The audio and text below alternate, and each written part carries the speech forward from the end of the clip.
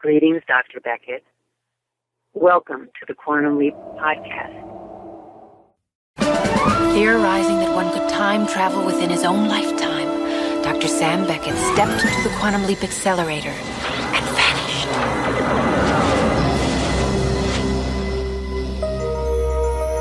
He awoke to find himself trapped in the past, facing mirror images that were not his own, and driven by an unknown force to change history for the better.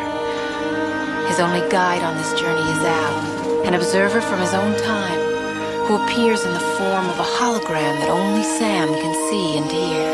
And so Dr. Beckett finds himself leaping from life to life, striving to put right what once went wrong, and hoping each time that his next leap will be the leap home. You are listening to the Quantum Leap Podcast. This is episode 39, Rebel Without a Clue. Quantum leaping around in time, I've assumed many characters, but this was my first leap back as a dirtball. Shane Funnybone Thomas, that's your name. I'm a biker, Al. It's September 1st, 1958, and you're somewhere about an hour south of Big Sur, California. I'm riding with Dillon. Now I'm as free as he is. She's not my problem, man. Well, no, yeah, she is. Why? When did every kid become my problem? When you wrote that book. Hey, dig it. That bike belongs to his son! Who's dead? You don't know that! Hey, I was over there, okay? I saw guys blown apart around me, all right? So don't you talk to me about it! Stop it! Come on, baby, let's play, huh? You're drunk! You don't even know what's happening! Stop it! You're hurting me! This leap has not been a whole heck of a lot You're of fun. here to prevent a murder. Don't tell me it's Becky. One of those creeps is gonna kill her? She's found stabbed to death on a beach about 30 miles north of here. Ziggy says it's going to take place in the next 24 hours.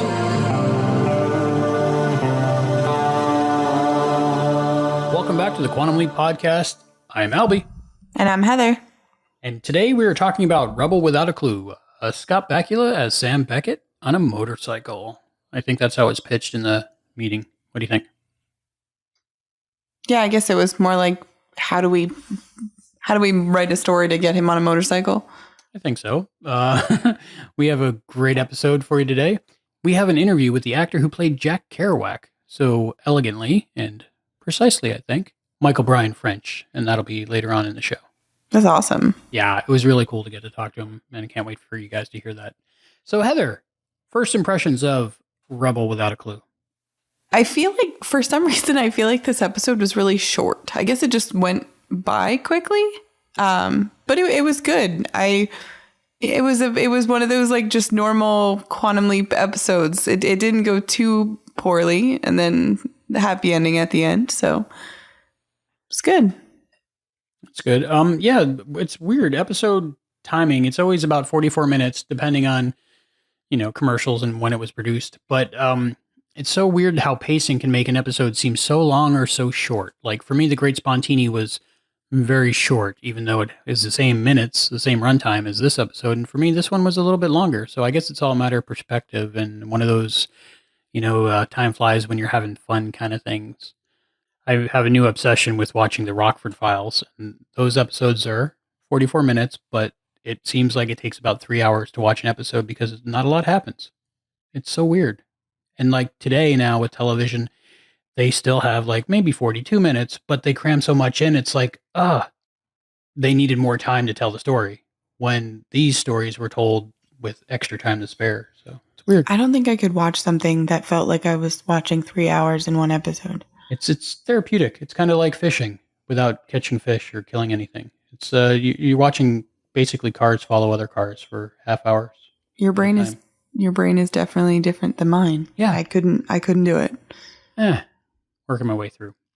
But for me, see, I had the experience that you normally have with these episodes. I put a lot of pressure on myself, and because I had never seen this episode up until this point, until a few weeks ago, and it was odd watching something new to me from Quantum Leap, because normally I, know the episodes sometimes backwards and forwards. Other times, like, I've seen it 3 or 4 times, so, I enjoy the story. And it's odd for me. One of the things about Quantum Leap is I enjoy it because I enjoyed it. And it's one of those things like great music or art is, the more you're exposed to it, the more you see it, the more you tend to like it. Mm-hmm. So there was no feeling in my brain of watching it, knowing I've watched it before. So I didn't enjoy it as much, but I don't know if that's because of the episode or because of just the way brains work and I've never seen it before. So I might have put a little bit too much pressure on myself because I was excited for a brand new episode for me. And I didn't get that feeling, maybe that nostalgia feeling that I normally get when I watch Quantum Leap. Yeah, I guess that makes sense. Yeah, like you were kind of excited, but didn't have that nostalgia feel to it. So yeah, and I've talked to other people on the crew, and some of them think it's an okay episode. Others think it's a stinker. So it might be a stinker, and I don't know it.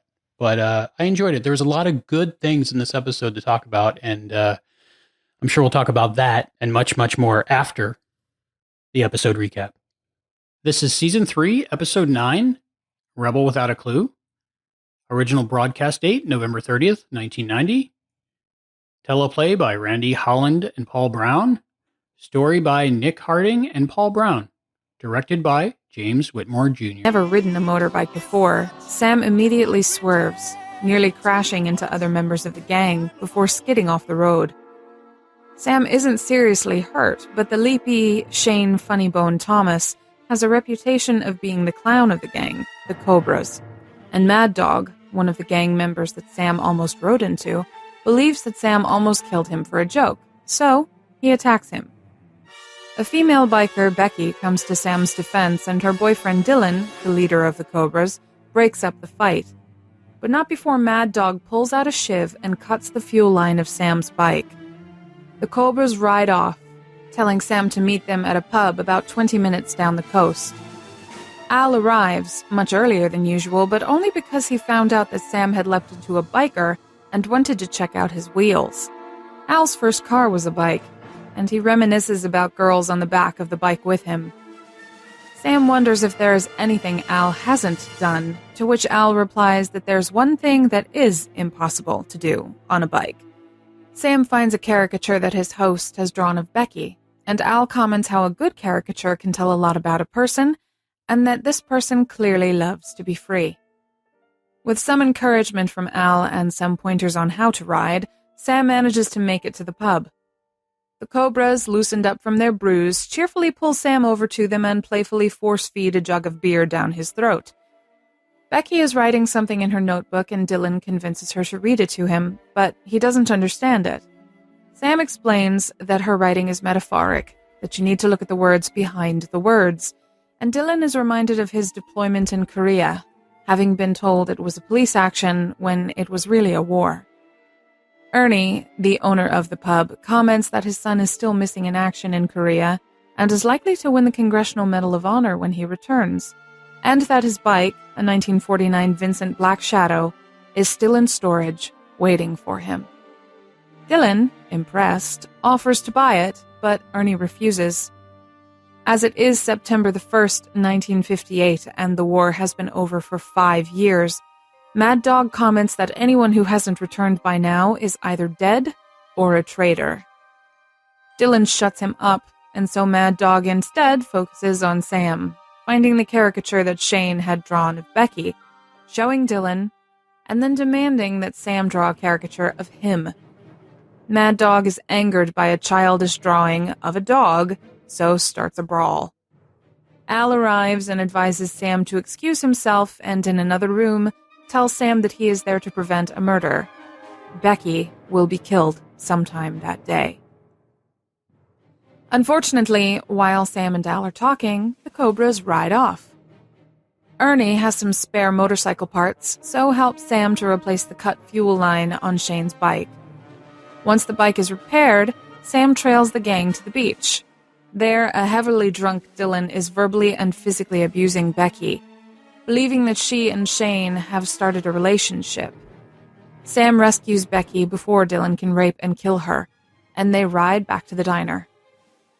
The gang follows them, and when they arrive, Ernie is in a frantic state, brandishing a rifle and demanding they return his son's bike, which Sam and Becky have stolen.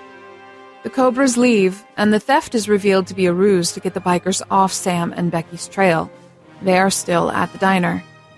While hiding out in the spare room, Sam finds many years' worth of Ernie's son's birthday and Christmas presents. Al has found some information on Ernie's son.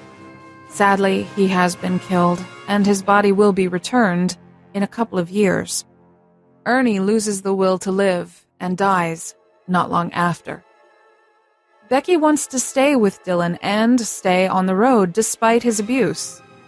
Sam tries to convince her otherwise, but she has been heavily brainwashed by what was written in On the Road by Jack Kerouac.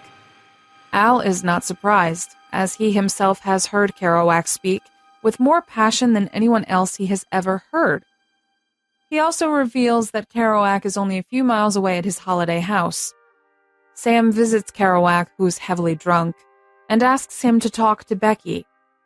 Kerouac refuses to say anything he does not believe in, which angers Sam, who believes that Kerouac has a responsibility to the impressionable people who listen to what he says.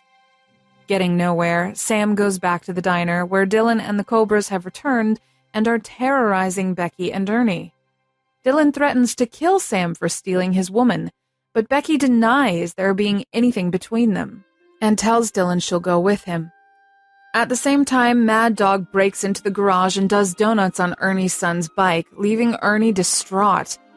At Dillon's command, Mad Dog gets off the bike, pulls out his switchblade, and attacks Sam. A swift roundhouse kick knocks out Mad Dog, and then Dillon takes over. Sam also beats Dillon in the fight, and soon the police take the Cobras away. Becky is unsure what to do with her life now that Dillon has been arrested, and Sam suggests that she stays at the diner, as Eddie needs a waitress. She refuses, saying she needs to stay on the road. But at that moment, Jack Kerouac himself arrives, having had a change of heart from what Sam had said, and tells Becky that sometimes it's okay to just stay put. After that, Becky agrees to stay at the diner. Al reveals that Becky becomes a very good friend to Ernie and helps him through the news of his son's death. Having now saved 2 lives, Sam leaps.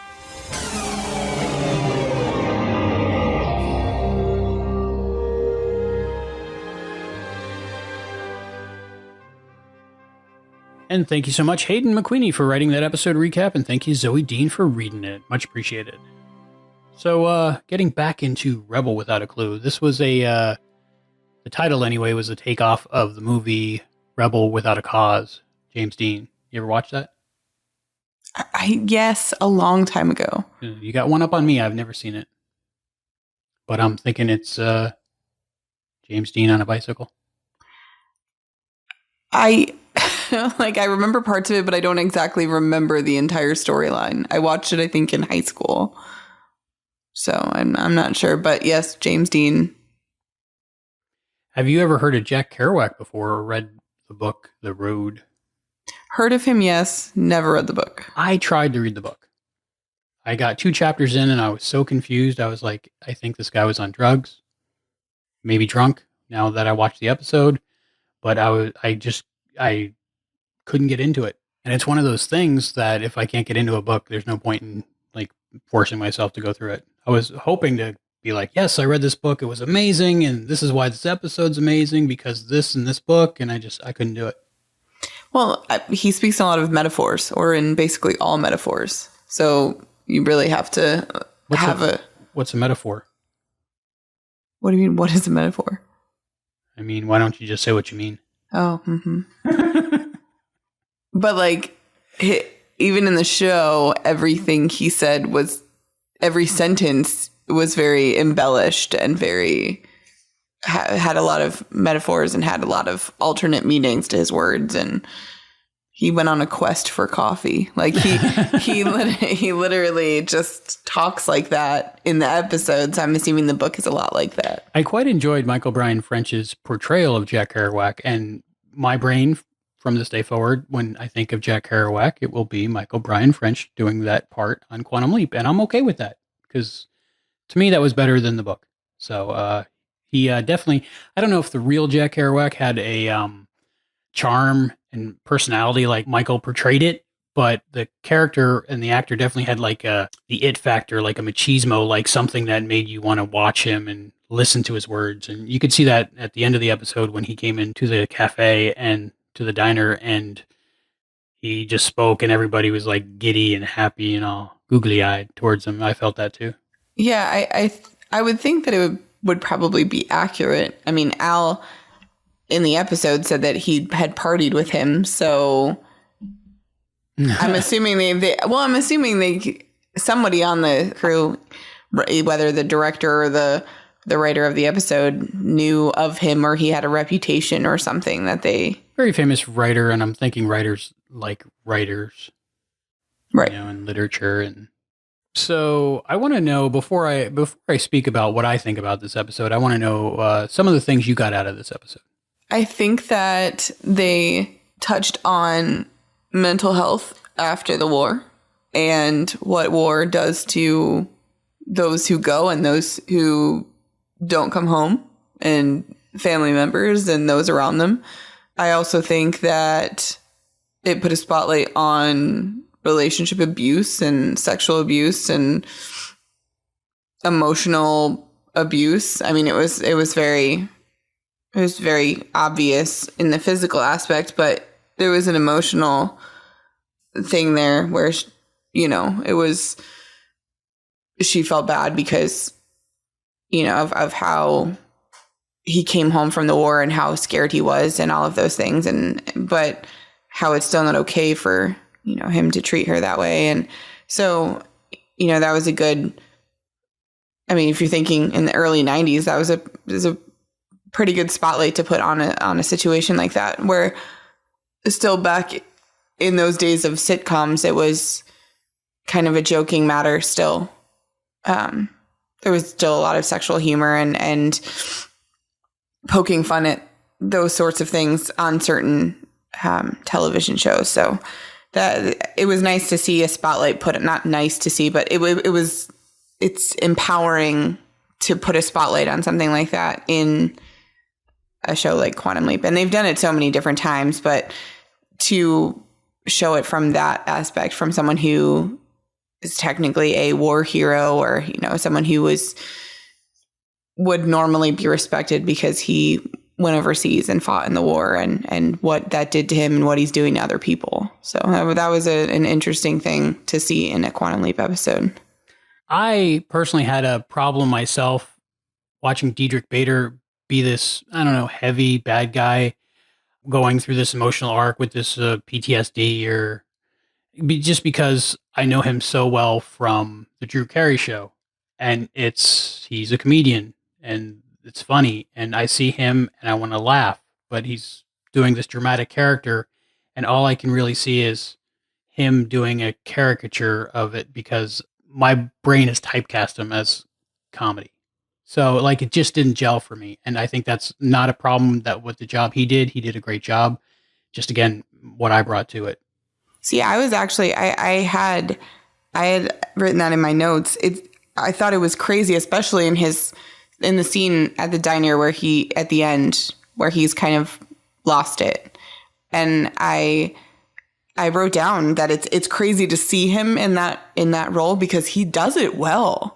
Like, he played that psychotic, like, smiling, angry, upset, kind of over the line with his anger, but with the smile on his face, it was very, like, psychotic look to him. And he did it well, which is crazy because I'm used to him from the Drew Carey show, which I looked up, and his character name on the Drew Carey show, which I don't really remember much because I watched it as a kid. So, but I looked it up, and his name on the Drew Carey show was Oswald Lee Harvey.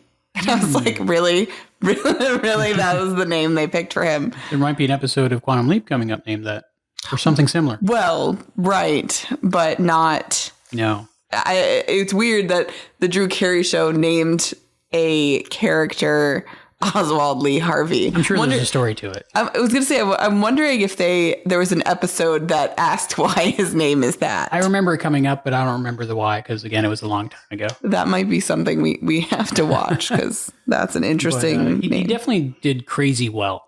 Yeah, but when you're used to someone who's a comedian, you know, seeing him play that kind of role was kind of crazy, but I thought he did really good. I mean, he was a believable psycho. Yeah, I just couldn't get it out of my mind the whole time. Drew Carey show, so I couldn't. I couldn't get fully absorbed into it. No, I agree. I wish I would have watched his performance before I knew him from something else, because I would have gotten something totally different out of it. So that might be a negative that I hadn't seen it before. See, I have people that I have typecast before, but with him, I was actually kind of like proud to see his range of acting. It didn't ruin it for me at all. I was just like, wow, it's awesome that you can do that as well as the, you know, the comedic relief. I don't know what I'm trying to say. Relief? Yeah.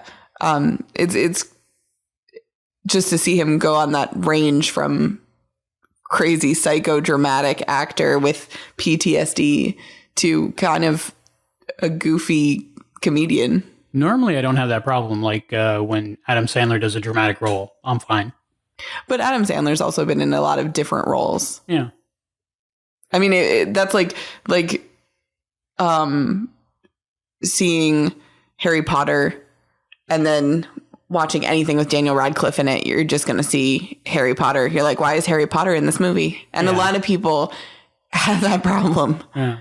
It's a good problem to have if you're getting good residuals from stuff. Well, I'm sure he is, but I don't know about Diedrich Bader, but what I wanted to know, Josie Bissett, and who played Becky, which when I first saw her in this episode, I was like, oh, I've seen her in at least 5 things. Like, she's familiar looking. But what did you think of her character? This episode was written by men. Story was by men. What did you think of her character? Do you think it was written honest as a woman maybe in the 50s in that situation, or that put herself in that situation would act? I think that it doesn't have to do as much with a woman in the 50s. It has to do, I think, with a woman who is a victim of abuse. When you are a victim of psychological, emotional, or physical abuse, especially when it starts in your childhood, you often believe that it's your fault. You believe that you did something to create it, especially if that's the only thing you know, that you made these choices, you created this problem. And so in that respect, I really do think that it was pretty accurate. I don't know. I mean, I don't know if really the 50s matter. I think that it probably helped in the fact that she wasn't standing up to him, because back then, it did happen, but it wasn't as common as it is today.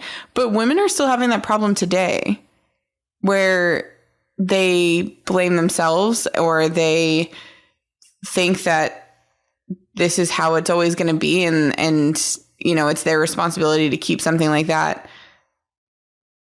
going to please that person. So like you have Dillon, who was in the war, which is, especially back then, was a huge respectful thing. I mean, like even now it is, but to have someone who had, it's almost like she didn't blame him because of what happened to him. So because he went to war and came home and had nightmares, and the war really messed him up, and they abused him, and they ruined him. And so she doesn't blame him. So she has like misplaced blame. So she stays because she thinks he needs her. And so it's like a complicated abuse relationship. I don't really think it has anything to do with a woman in the 50s. Okay.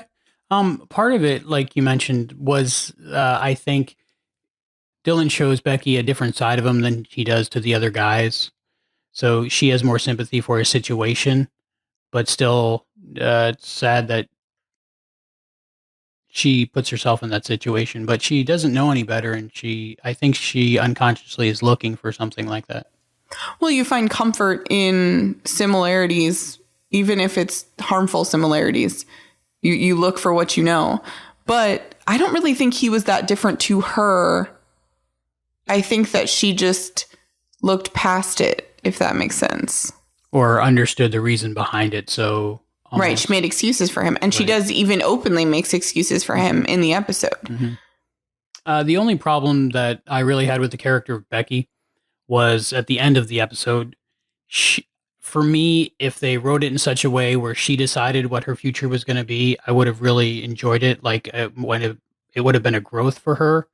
But at the end of the episode, she just listens to what Sam says to do. He tells her what to do and she says, okay, I'll do that. And that's her decision. But she's not really deciding for herself as much as just listening to another man what to do. I definitely agree that might be a 50s thing. But yeah, I think, though, she listened more to Jack Kerouac than to Sam. I think that if my mentor came in when I was, 18 or 19? I mean, she was a kid. For me, this episode was all about seeing Teddy Wilson again.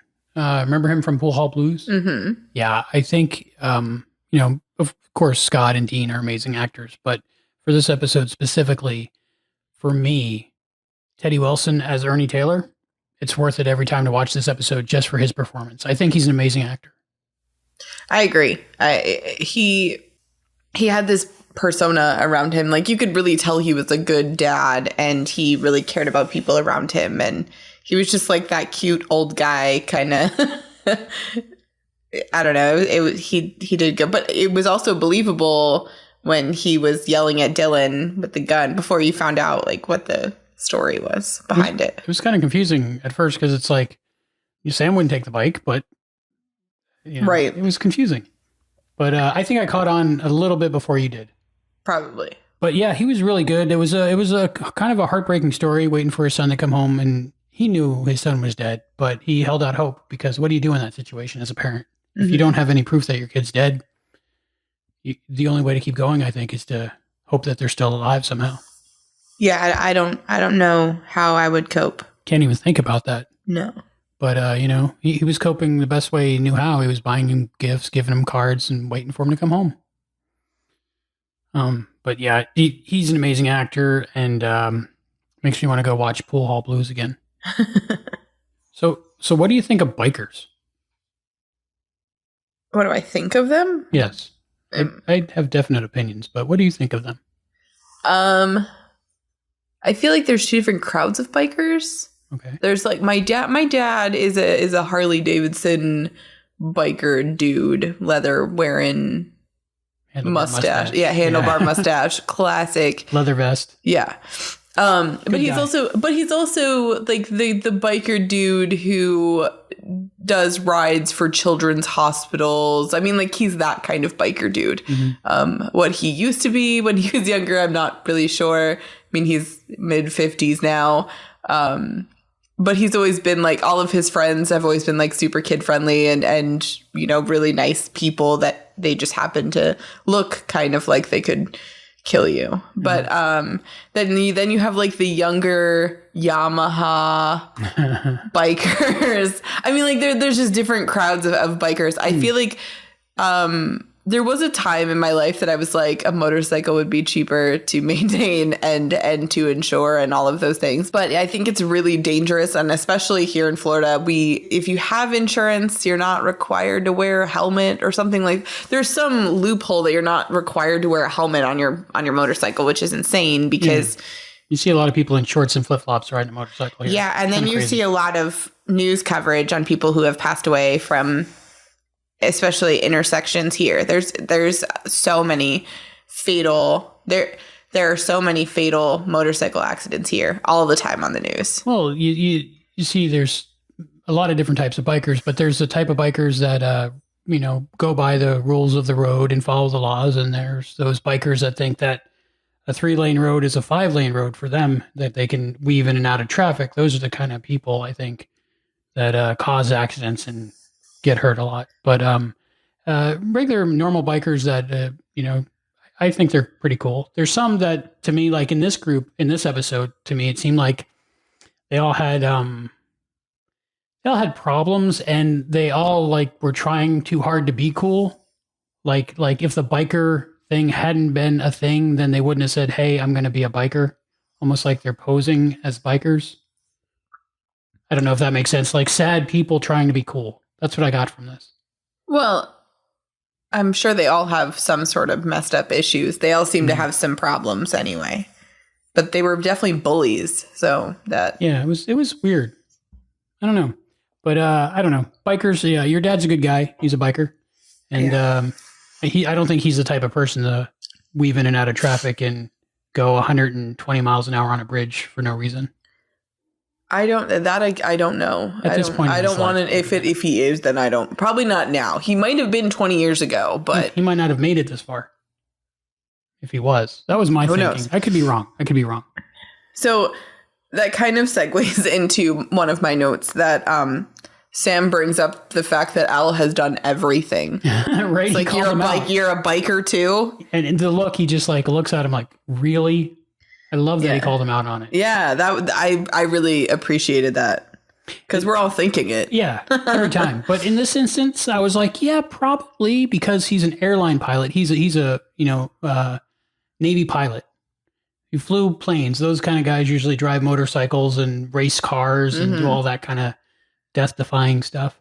Which the helmets back then were not very safe looking. Are those helmets or are they more like hats?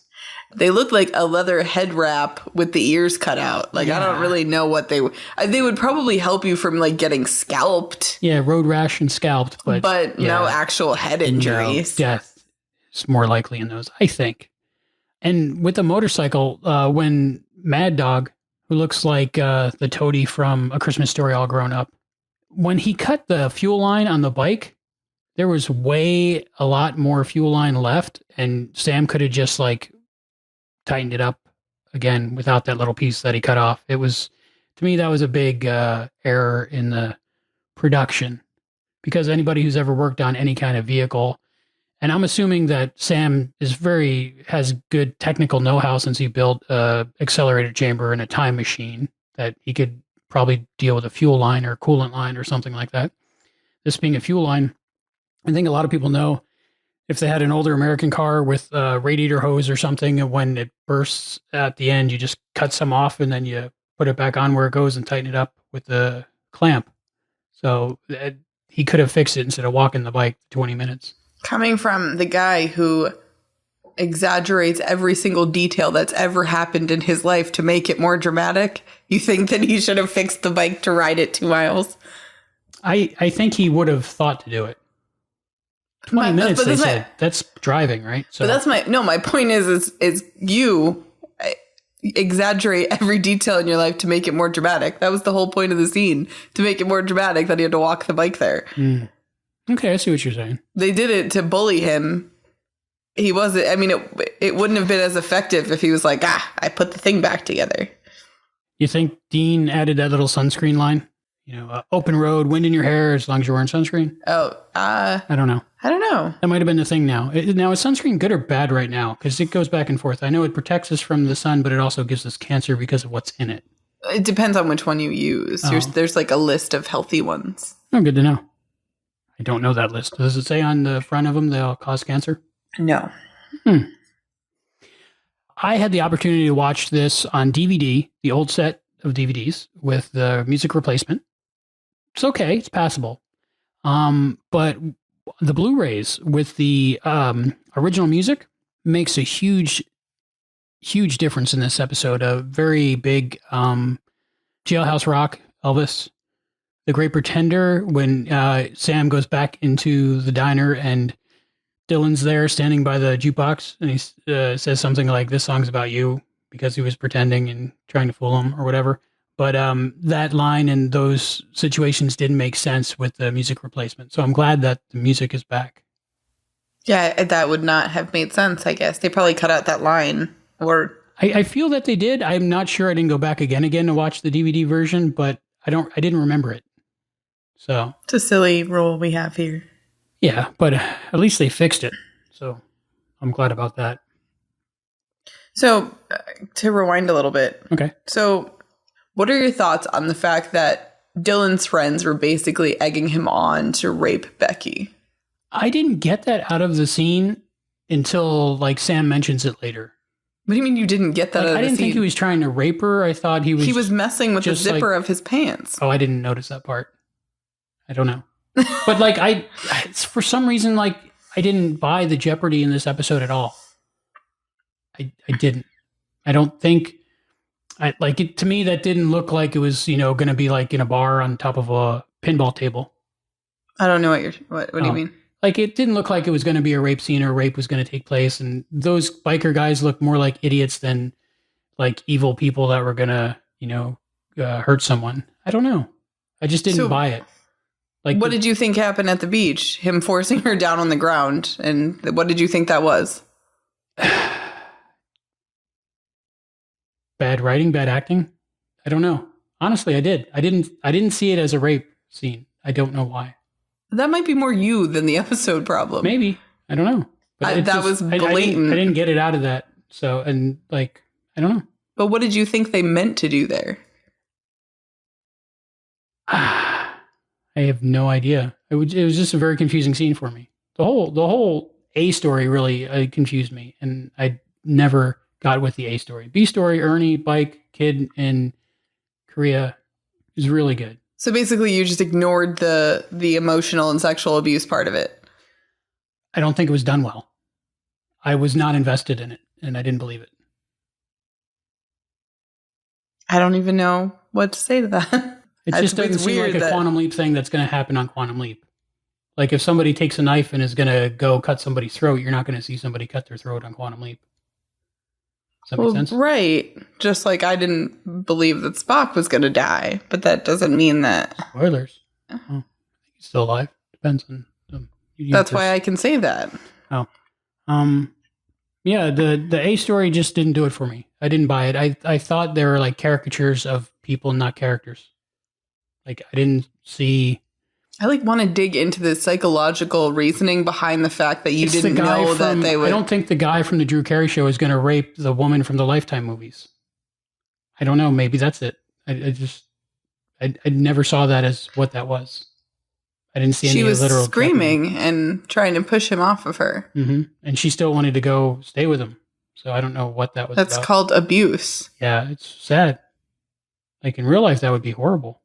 So she gives excuses that he was just drunk, that it's her fault for embarrassing him, and the ward did horrible things, and those are the reasons why she stays.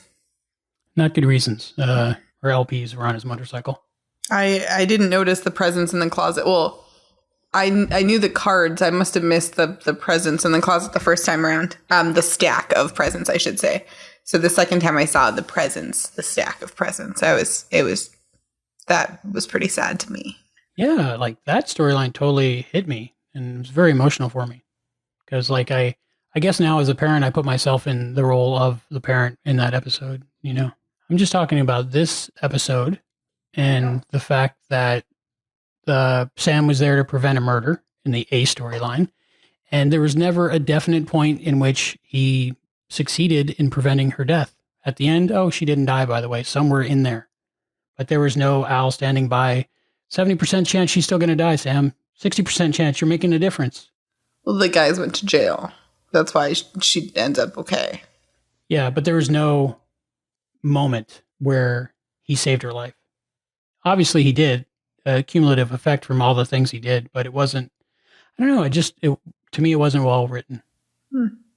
So what do you think about Jack Kerouac's drunken... author rant or whatever it was when Sam went to go talk to him? I did enjoy that, and I liked the fact that, like we, as a society, tell people where we were because we pretty much know that they're not going to be able to go back in time and find us. So, like you'll see celebrities, post on Instagram, I was at Disney World yesterday, for example, or something. But for Al to be able to know where Jack Kerouac was at that moment when they needed him, I thought that was really cool, and that he was able to Sam was able to go see him. And I think Sam really got through to him. I think that was Scott's best scene in the episode, when he was talking to him and telling Jack why it was his responsibility, because he inspired a generation of these people to throw caution to the wind and do certain things. And I'm sure for the most part it worked out for a lot of people, but for some it didn't. Just the scene with Scott and Michael, I think, went really well. And I don't know, it was believable to me. He looked like an artist type, an author, a writer that was drunk and felt like he did have the weight of a generation on his shoulders. And Sam's face looking at him was probably my favorite part. Sam was just like, okay, that's great, but can you please just talk to her? The little nuances in Scott's performance, yeah, definitely made that whole arc of Jack Kerouac. It sold it for me. After that, they go to the diner and run into Dillon, and they get into a fight, and Becky says he can't even do it in bed unless you fight him. Weird. What do you think about that? I think Dillon's got some problems and he needs to seek help. And, for real. She needs to get out of that situation, which thankfully she does. Like, that's really, really messed up level of abuse if he wants you to put up a fight just to, I don't know. That's pretty scary. Yeah, that should be like a red flag, I think. So do you think that Dillon was always that troubled, or do you think that the war caused it? I think a combination of both. I think some people are more susceptible to things. Like, he might have had a few screws loose, and then he saw what he saw in Korea, and he had an opinion of, from what he saw, that life didn't matter as much, and maybe it wasn't as real. He might be in. I'm not a psychiatrist, but I don't know what I'm talking about at all. But just from my thought process was, he just was in such a state of denial that he didn't care who he hurt, because he didn't see anything as real anymore. That makes sense. Yeah. That's kind of what I got from him. But at the same time, the scene where he's like, "Hey man, I was over there. I saw things." I didn't buy that. What do you think about Al still fanboying over Jack Kerouac? I thought that was cool, but that was another example of him being everywhere, doing everything. Mm-hmm. You know, he had met him, partied with him one night. But I don't know how many people did in real life party with Jack Kerouac, if that was a thing. But it kind of makes sense, you know, after a college thing, would he hang out with people? Probably. You know, that happens. You know, I've gone to things where, you know, sci-fi conventions or pro wrestling things where afterwards everybody just hangs out at the bar, you know, which is cool, and it happens. I've got some stories of hanging out with people from Stargate SG-1 at a bar just because I happen to go to the same bar that they did in the same town that the sci-fi convention was in. So it does happen. Mm-hmm. I thought it was cool that he liked him. I wish I could have read the book and understand more about Jack Kerouac, but there's probably like a documentary or something. I should check that out. The couple things about the diner that got me. Are we calling it a diner, a restaurant? I don't know what it is. It's a restaurant. It's a building. Diner. It's not a diner car, but it's a building. But anyway, one person works there, runs it, owns it, Ernie. From my experience, even the slowest restaurant, you need at least two people. One in the front, one in the back. I don't see how he could cook the food, you know, serve the people, and get it all done by himself. But I guess that's one of the reasons they set it up that way, because if they did have somebody run in the front, like a server or something, then they wouldn't really need Becky as much. But it seemed like he had been working that restaurant by himself for quite some time. Well, I don't think it's very busy either. Yeah. You know, I don't know. You get 15 people in, it's hard to serve. And I'm not saying I haven't done it. I've cooked, served, taken cash, and everything all at the same time. Well, and Sam was up helping serve. Yeah, I thought that was cool. They were making fun of him for it, but he was just like, "I'm gonna help." Mm-hmm.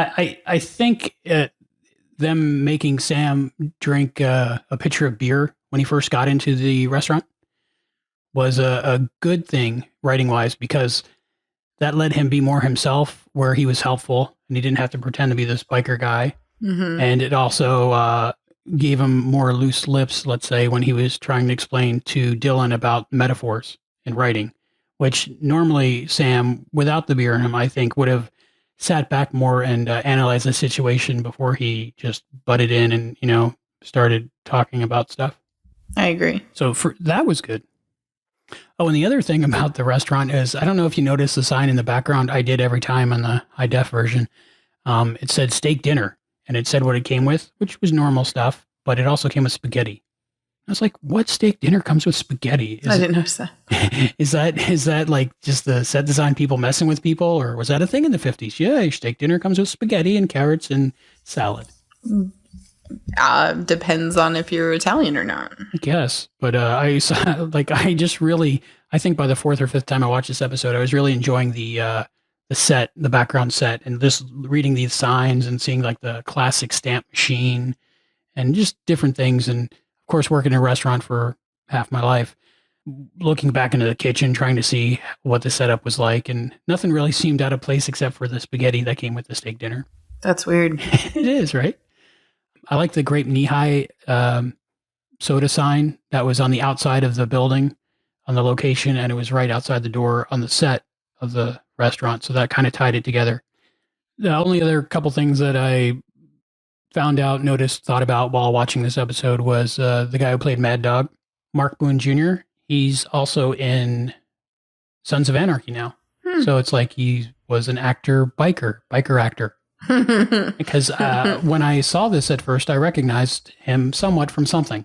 Right. So when I looked it up, I was like, oh, hey, the guy from Sons of Anarchy, which I highly recommend if you're into biker shows. It was cool to see him like basically be the same character and same person, but 25 years later in a different show. The only thing about that was when he was doing circles in the parking lot outside the restaurant, it looked more like Diamond Farnsworth than it did Mad Dog. There's definite weight difference. Mm-hmm. He had the curly wig on and everything, and standard definition, I'm sure nobody ever noticed, but in high def, it was kind of noticeable. Another thing I noticed was in the diner when Sam spills the beverage on the caricature of Becky. And, he's wiping it off and it's crinkled up and then everybody's fighting over it. And then they go to look at the drawing and it's pristine, perfect, not wet, not crinkled up. And that was just like a big error for me. And I only saw it the last time and I don't know how I didn't see it all the times before. That's kind of funny. I don't think I noticed that. It's a first unit, second unit thing. Second units film like insert shots and things that not requiring principal actors or any actors at all sometimes. And like they do stunt work also or things. But so there was just probably a miscommunication. And by the time they all got it in the edit bay, they were like, shh.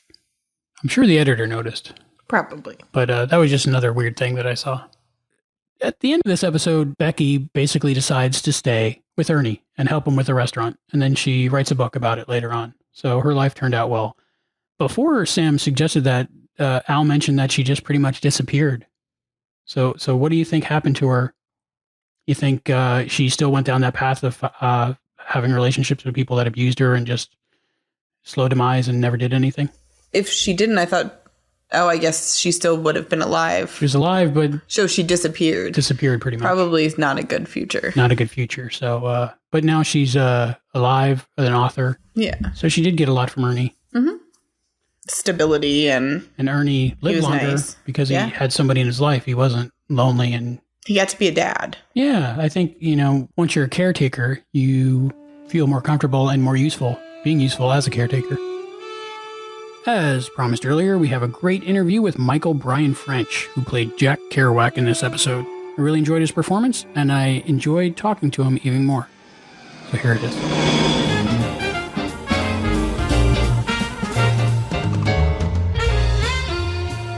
New York native Bryan French began his TV acting career in 1990 on the long-running soap opera As the World Turns, playing a character named Sam.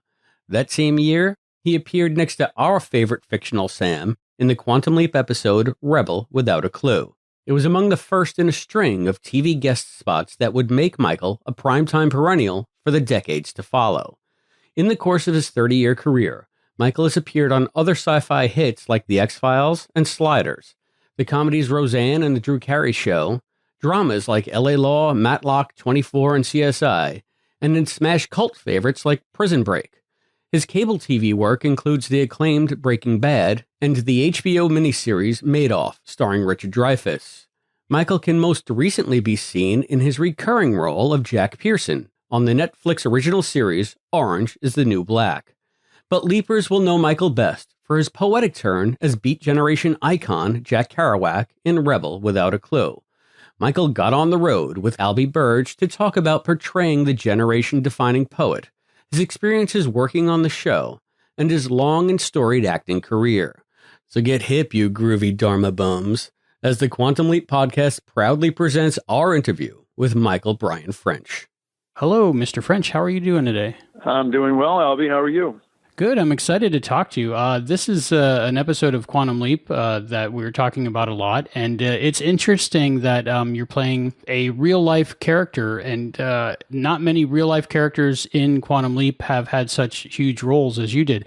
Could you please tell me a little bit about how you got involved with Quantum Leap, how you got the part, and stuff you remember from filming of it? Sure. Well, first of all, Kerouac was kind of a literary hero of mine, so I was very excited to get the opportunity to audition for the part. It was pretty much a standard audition in terms of its being, through my agent, casting call. Quantum Leap was a pretty popular show at the time, so I was excited about it. But I got all the more excited when I realized it was Kerouac. I took a chance that I've never taken before going into that audition. And is kind of a perverse tribute to Kerouac. I decided to go into a bar and have a shot of whiskey and a draft beer. I guess it wasn't quite a Boilermaker, but a shot and a beer. Yeah. And I figured, this is what Jack would do if he was going into a situation like this. And it just worked out. I guess I was kind of loose enough with the material that the director, James Whitmore Jr., bought it, and I got the job. So I thought that was pretty funny. To make it clear to anybody in the business, I've never done that before or since, and I wouldn't unless I was auditioning for some other wild, maniac, alcoholic poet. So that was kind of fun. Anyway, that's how I got the job. What do you remember? I know it's probably 25, 30 years ago now. What do you remember about the actual filming process of it and coming in as a guest star on the show? Well, interestingly, the first shot that they did in the episode for me was the one where Scott Bakula's character comes to my cabin in Big Sur. And this was sort of in the later stages in the 50s, I think, late 50s, of Kerouac's life up in Northern California. And so he comes to the cabin where supposedly Kerouac was, and Kerouac is in a raging drunken madness. So that was the first scene we shot. And when I arrived in the morning to shoot the scene, Whitmore had put a bottle of wine on my dressing room table. And I thought, what? What is he going for here?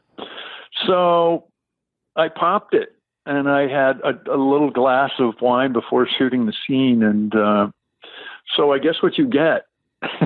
Sounds like I'm a raging alcoholic here, but I took advantage of that. And I thought the scene was pretty good. Maybe a little over the top. I don't know. In retrospect, I haven't seen it in a long, long time. But I think Scott's character was asking me to come and counsel this young lady who was trying to make a decision between Kerouac and the Brando character played by Dietrich Bader as far as the lifestyle choice was concerned. So that was the first scene I shot. That was a kind of a fun day, exciting. Is it more of a responsibility as an actor to portray someone who actually existed versus just a purely fictional character? More of a responsibility? I suppose so. No, you want to do as much justice as, particularly if you really, really respected the character in many ways. I don't know if it makes any difference. You really have to approach it as you would any character. What are his intentions? What's he trying to accomplish and get from the other characters? what's going on in his life that affect the way he goes about doing that, and all the sort of subtle things we work on when we're working on a role. I've had 2 chances to work on real life people. One was Kerouac, and another was Hank Williams, doing a play about his life down in San Diego many years ago. And I realized when I was thinking about it before I picked up the phone with you, I also recently played, well, not so recently, about 10 years ago, a lot longer than that, Chief Justice David Souter. He was one of the Supreme Court justices, and there was a movie called Recount on HBO about the decision, the Bush v. Gore decision, which was very controversial down in Florida, but the Supreme Court made the decision. And so Souter was somebody I really respected. He was one of the dissenters against the decision. And so it's a lot of fun. It's exciting to play a real, someone who's lived or is living. And there's a lot more information available about how they thought and felt about stuff and what happened at particular times of their life. So, it's easily accessible material. Did you use reference material other than his writing to put yourself in that mindset? Well, yeah. I mean, in regards to Kerouac, I read there's a essential biography of Kerouac by Gerard Nicosia, I think it's Nicosia, Nicosia. I either read that. I read a biography, and I either read that shortly after doing it or during the shooting of it. You have to look at when that was published. I might be talking through my hat here, but I did. You read. There was a lot of biographical material available about Kerouac, and I knew, basically a lot about his. Quite a bit about his writing, and to the extent that a book like all of his books were pretty much memoirs to a certain extent, exaggerated or hyperbolized memoirs of his experiences, say, on the road. And I kind of knew Neil Cassidy a little before Kerouac. One of the first books I read was Cassidy's The First Third, about his life growing up in Colorado. So he quickly became a hero. And the Beats, there's plenty of literature about the Beats and their comings and goings and allegiances to each other and to Buddhism and to poetry. They were a wild and wonderful group. Anyway, there was no shortage of material to draw from. So when I saw the show, though, I thought, God, I don't bear any resemblance to Jack Kerouac. He was like a thick-necked wrestler, football player. Played football at Columbia. He's like a tailback, and I'm more of a string bean type of character. But I don't know. I brought something to it, I guess, that got me the gig. So it was great fun. I think it went really well, and that's my idea in my head of Jack Kerouac now. So. Oh, really? Oh, that's good. Yeah, well, don't watch anything else then, Albie. Just keep looping. Put that on a loop, and it'll be. I'll become Kerouac in some afterlife. In my mind's eye, you are. So there you go. I can do worse, except I don't want to end up like Kerouac, who died in Florida at his mother's house. I think some gardeners had come in and cut down a tree that had been in the yard for many years, his mom's house, and he went apoplectic and went out and started screaming at them, and I think had a brain aneurysm and died like the next day or something. Interesting. But he was ill in many ways by that time. Yeah. I don't think he even reached the age of 50, did he? I don't know. I don't know. Not sure. Did you watch the finished episode of Quantum Leap when it came out, and what do you think of the overall, how it turned out? Yeah, I did watch it at the time. I haven't seen it in years. I wasn't a dedicated viewer, weekly viewer of the show back in the 90s. I'm not even sure when what the years Quantum Leap was on. It was 4 or 5 years, I think. Yeah, early 90s. And I got to work with a little bit with Dean Stockwell. He was fabulous and great to work with. Scott's a lovely guy, but Dean Stockwell came with a bit of filmic history. So he was, and really, available and supportive. They were great to work with, those guys. Yeah, I saw the whole episode, and I was pretty satisfied with it. I thought I did a good job with the effort to, when Kerouac finally comes in and tries and talks the girl into, staying put. She doesn't have to go on the road with these muscle boys on their motorcycles. She can find a rich inner life sitting in a chair. So I like that scene. And I guess there were a couple of other scenes. The most vivid ones to my memory are the ones in the cabin at the beginning when Scott goes to the cabin to try to retrieve Kerouac to help this girl out. And then the scene where he shows up at some diner and helps guide her a bit. And I didn't have much to do with Dietrich. I don't think I had much interaction in the episode, but I got to know him a bit. Again, it's kind of maybe a tribute to the producers and the director. Just great people to work with and be around. And James Whitmore was fantastic. He was James Whitmore Jr. He was really a big Kerouac fan and knew the beats in and out, and was so he really talked the language and kept me in the world, so to speak. Looking at your IMDb, it's you've been on so many different amazing television shows, part of different projects. What are some of the things for you? I know for me, stuff that stands out is like the X-Files and Sliders and different things, and of course, Orange is the New Black. But like, what are the things that you look back on and say, yeah, I did that. That was pretty cool. Well, certainly playing Kerouac was great. X-Files, I think it was the second, maybe the first episode after the pilot. It was great fun to launch that show.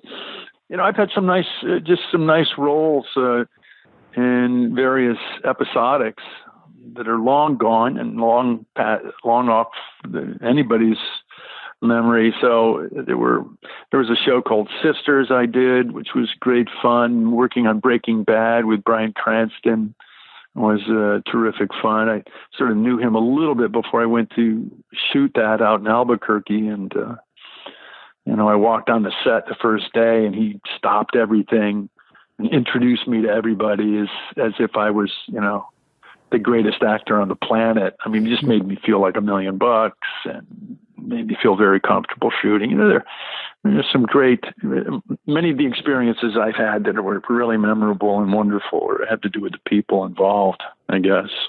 Yeah, there have been a lot of experiences that way. Stage as well. I've been doing a lot of stage work since moving back to New York, and the immediate response you get from an audience is so satisfying, so gratifying. But you get to some extent you get that response on set from the people there, be it the grips, the makeup people, certainly the director and DP, director of photography. If it's a supportive community on the set, it makes all the difference. So, my experience on CSI, Prison Break was great fun, working with those guys. And, again, a lot of great support. Tell me a little bit more about your Broadway. You've been in very successful productions lately. Yeah. Well, 2 years ago, I was cast as an understudy in The Humans, which won the Tony for Best New Play 2016. And it was just so warmly received. We ran that for 1.5 years, which is almost unheard of for a dramatic play on Broadway. This was also a comedic, dramatic play, as opposed to musicals. Musicals often run far longer. But it was a small family drama set on Thanksgiving, and it was really intimate. All the actors were on stage. It was all in real time for 90 minutes. It was just a real special experience. I got to do it several times. The guy I covered was Reed Birney, who went off and did a couple of jobs, so I got to do that. Then the next thing I did was A Doll's House Part 2, a fabulously imagined play based on Henrik Ibsen's Dollhouse. It was a sequel to the original Doll's House, which was written back in the late 1800s. And if anybody's familiar with the story, Nora comes back to the house she abandoned, to the family she abandoned 15 years prior. And I covered, I was understudying Chris Cooper, a wonderful actor. And those were just great experiences, mainly because the writing was so fantastic. And just to be able to do it, work on it steadily week after week, even though I wasn't going on necessarily, it was a great pleasure and very exciting. It kept me interested. The Broadway paycheck didn't hurt either. So I wasn't going anywhere once I got those jobs. So. Awesome. Anyway, let's hope more comes along. I have an audition for Elementary tomorrow and another show on HBO that's going to be coming out soon called Succession with Brian Cox. I hope I can book that one. And they haven't called me back for Orange is the New Black recently, but I've got one episode in the season that's yet to be released. So, awesome. I stay busy, try to stay busy. I'm a grandfather now, so that keeps me occupied. Wow. But there's a lot going on. Very cool. I love Elementary. Hope to see you on that. I'll be looking out for you. That would be fun. I'll try to give you a call, Albie, if I get the gig, and let you know when it airs. Thank you. That'd be awesome. That'd be awesome.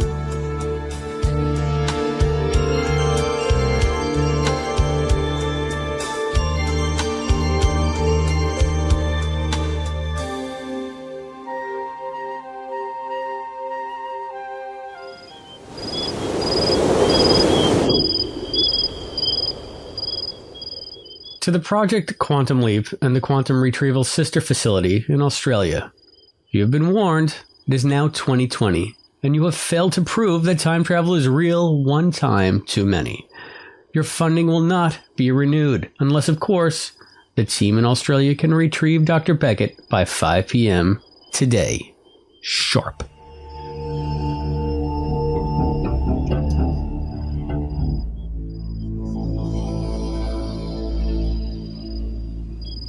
Quantum Retrieval, an original audio drama by Jesse Newman, coming soon to the Quantum Leap podcast.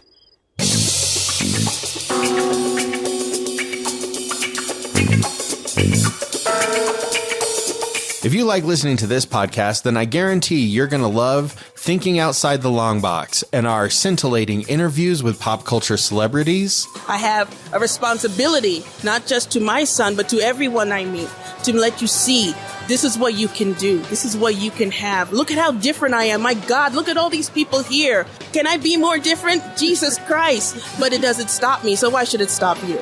Our discussions on the classics of pop culture literature and movies. This version of Night of the Living Dead, I regard personally as my favorite movie of all time. Oh, really? I can trace it back to that movie for my love for movies and entertainment. And of course, our intelligent discussion on all things pop culture. Passively reading the comic book. That's good. Here, I'll put it close to the mic. Oh, listen to me flip the pages passively. Yes. And then, so this is aggressive comic book reading. Oh, man, yes! It's so good!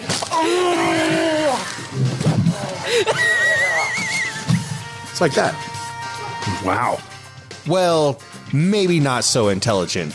To listen to us, search for Thinking Outside the Long Box at iTunes or Stitcher, or find us at www.totlb.com. Now back to your super interesting show.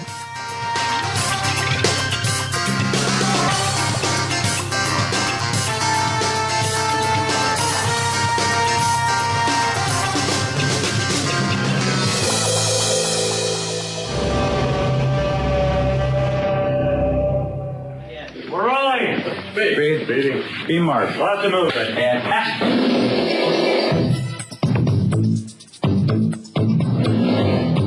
Welcome to Quantum Leap. Excellent. That's tour. Okay, now what do I do as a cinematographer? I shoot film. The most special thing about the job is I shoot the film, and I am overlit with some hard light. Holy shit, Markham. Bring me the 100 millimeter on the A camera right over here, Mr. Goller. What did you have on the measurement on the last position? Well, would you get out here and talk about you? Talking about you. I'm not going to say bad things, so get out. Get out. Come on through. Come through. Push through there, Joe. Thank you. Yeah, you're doing another one of those. You're punching all in a Picasso. Well, okay. I'm saying nice things, and he's turning the lights out on me. In Quantum Leap, I not only get to move from era to era, I move from a brothel in New Orleans to the Vietnam thing to back home in Indiana to a pool hall in Chicago to a jail to a riot to a rock concert to a discotheque. I move week to week to week.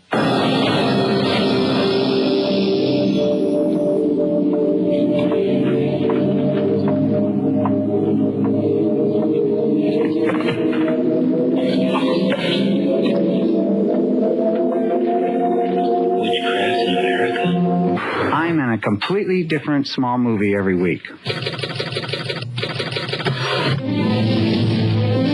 My job is to usually translate the written word to the picture.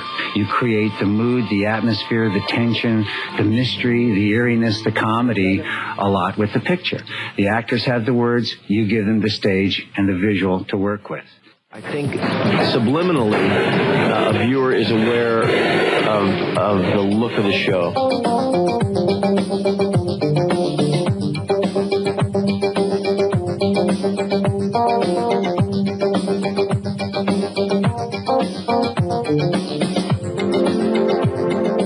The point is, can a viewer sit down and feel very comfortable for our show, in the era, in the year, in the style of it, and he makes that happen. It's not, the show isn't harsh or grating at all. You don't want to have people notice the photography unless it is one of the characters of the scene.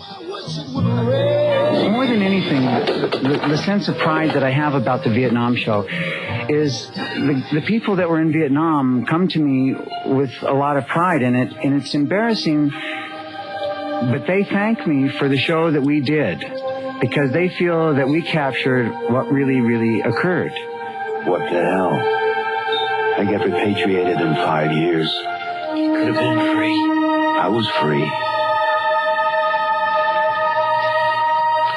Up here, I was always free. A lot of DPs, intern or director of photography folks, a lot of DPs are very laid back. Nice gentlemen, but laid back. But Michael is, he's a little different and not ordinary at all, yes? Come on, Michael, give us a little feel.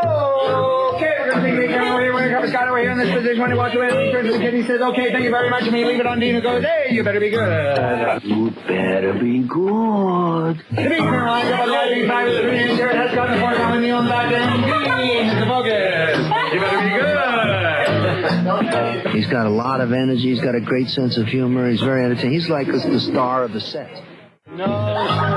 This nomination is, you know, this the kind of stuff that just fuels you forever, and it's an incredible thing to be recognized by your peers. You know, yes, I'm very proud of that. Hey, Mark. Ouch. Dougie. Oh, you look better. Oh, that's a hard puff. Oh, you look better. All right. Am I beautiful now? Yeah. Thanks, Dougie. Thank you. Without Dougie, I'm a mess.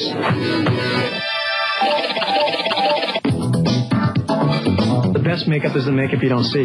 What we do is create characters according to the scripts. And we build an appliance or build a makeup accordingly. Want any breakfast, Dad? Just coffee. I'll eat breakfast after I finish milking. Well, the milking's done. Chickens are fed and the hogs are slopped. We had to take Scott, who's in his 30s, and try to make him look believable as a man in his mid to late 60s. My day would start around 2:30 in the morning, and I would do old age makeup for 5 hours. I'd shoot all morning as my father. At lunch, I would change and shoot as myself the rest of the day, and then start the process all over again the next day. You never really know that you've done a good job until the makeup is on the actor. And even at that point, if the actor isn't happy, then you really haven't done a good job. Of course, some actors will never be happy because they don't like getting covered in rubber and glue. Quantum Leap won the Emmy this year for makeup for a series, and the Emmy for outstanding cinematography for a series goes to Michael Watkins, Quantum Leap. This is Scott Bakula, and you're listening to the Quantum Leap Podcast. Any radios in this episode? There are no radios in this episode, which means Christopher DeFilippis is looking back at another episode in this edition of Radio Sightings. Welcome, everyone. I'm Christopher DeFilippis, and it's time for the Quantum Leap Radio Sightings, where I tell you about all the vintage radios that have appeared on Quantum Leap. And here we are at Season 3, Episode 9, Rebel Without a Clue. Unfortunately, despite all the amazing music in this episode, there are no radios. So let's hit the road and head to the archives. When we last left off, it was time to take a ringside seat for all the radios in the Season 1 episode, The Right Hand of God. Not so fast. That episode has no radios either, so saddle up, partner, because it's time to ride Widowmaker. Oh, boy. How the Tess Was Won features not one, not two, but 3 radios. Tess's house is practically festooned with them, and all are examples of very different styles of deco-modern radio design popular in the 1950s. Our first radio is the 1952 RCA Model 3-RF-91. It's a boxy tabletop set seen on a table behind Tess's couch when she wakes up from her heat stroke. This radio was nicknamed the Woodland, and I couldn't find out why, so don't ask. The Woodland takes advantage of its unremarkable maroonish-brown plastic case and broad beige front to showcase its true selling points. An enormous circular dial, trimmed in gold with 2 triangular flares on either end. The dial marker is reminiscent of a propeller, making this AM/FM set look like it's an airplane that's flying right at you. It's really neat. We see our next radio when Sam is sitting at the desk in Tess's study. It's a 1956 Packard Bell 5R1, and this is another case where the dial makes the radio. It sits bottom center of the large rectangular speaker grill that fronts this compact set, crowned by a semicircle of station numbers. It's reminiscent of a 1930s Art Deco elevator floor indicator. Now, the set seen on the show is brown with a snazzy gold speaker grill, but the plastic 5R1 came in a million different colors and color combinations. Packard Bell even sold the sets as kits that you could buy in magazines like Boy's Life and assemble yourself at home. Believe it or not, home radio construction was once a hobby for kids. And speaking of hobbies, the final radio we see in How the Tess Was Won is the same radio that sparked my radio collecting hobby. It's the 1948 RCA 65X1, and it stands out most for being an on-screen continuity error. When Sam is at the desk in Tess's study, he looks over at that Packard Bell I just told you about. Then they do an insert shot of a hand turning on the RCA, and cut back to Sam listening to the Packard Bell. Look, error or not, I'm glad viewers get to see the RCA in a glorious close-up. The 65X1 is a beautiful set with a red and gold slide rule dial that tops a molded brown Bakelite cabinet with neat wraparound louvers, flanked on the bottom corners with 2 large knobs.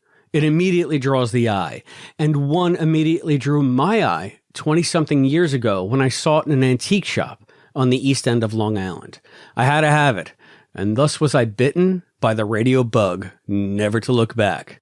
In fact, it's my 65X1 that you hear clicking on and clicking off at the top and bottom of these radio sighting segments. Needless to say, I was thrilled when I first saw it on the show, but this wasn't the radio that prompted me to start the QL radio sightings. To hear that, you'll have to tune in to future episodes of the podcast. Now let's recap. The 3 radios seen in Tess are dated 1948, 1952, and 1956, which means that none of them are anachronistic to Sam's leap date of August 5th, 1956. To see these radios and every other radio that has appeared on Quantum Leap up until this episode, just go to the Quantum Leap radio sightings page on my website at deflipside.com. Once there, click on the Quantum Leap podcast link and look for the radio dial. Whether you're riding on a horse or a Harley, it's worth the trip. Until next time, my fellow leapers, this is your Quantum Leap radio guru, tuning out. And now it's time for everyone's favorite segment, Quantum Deep. Hey leapers, you're a rebel without a clue, now you're in Quantum Deep.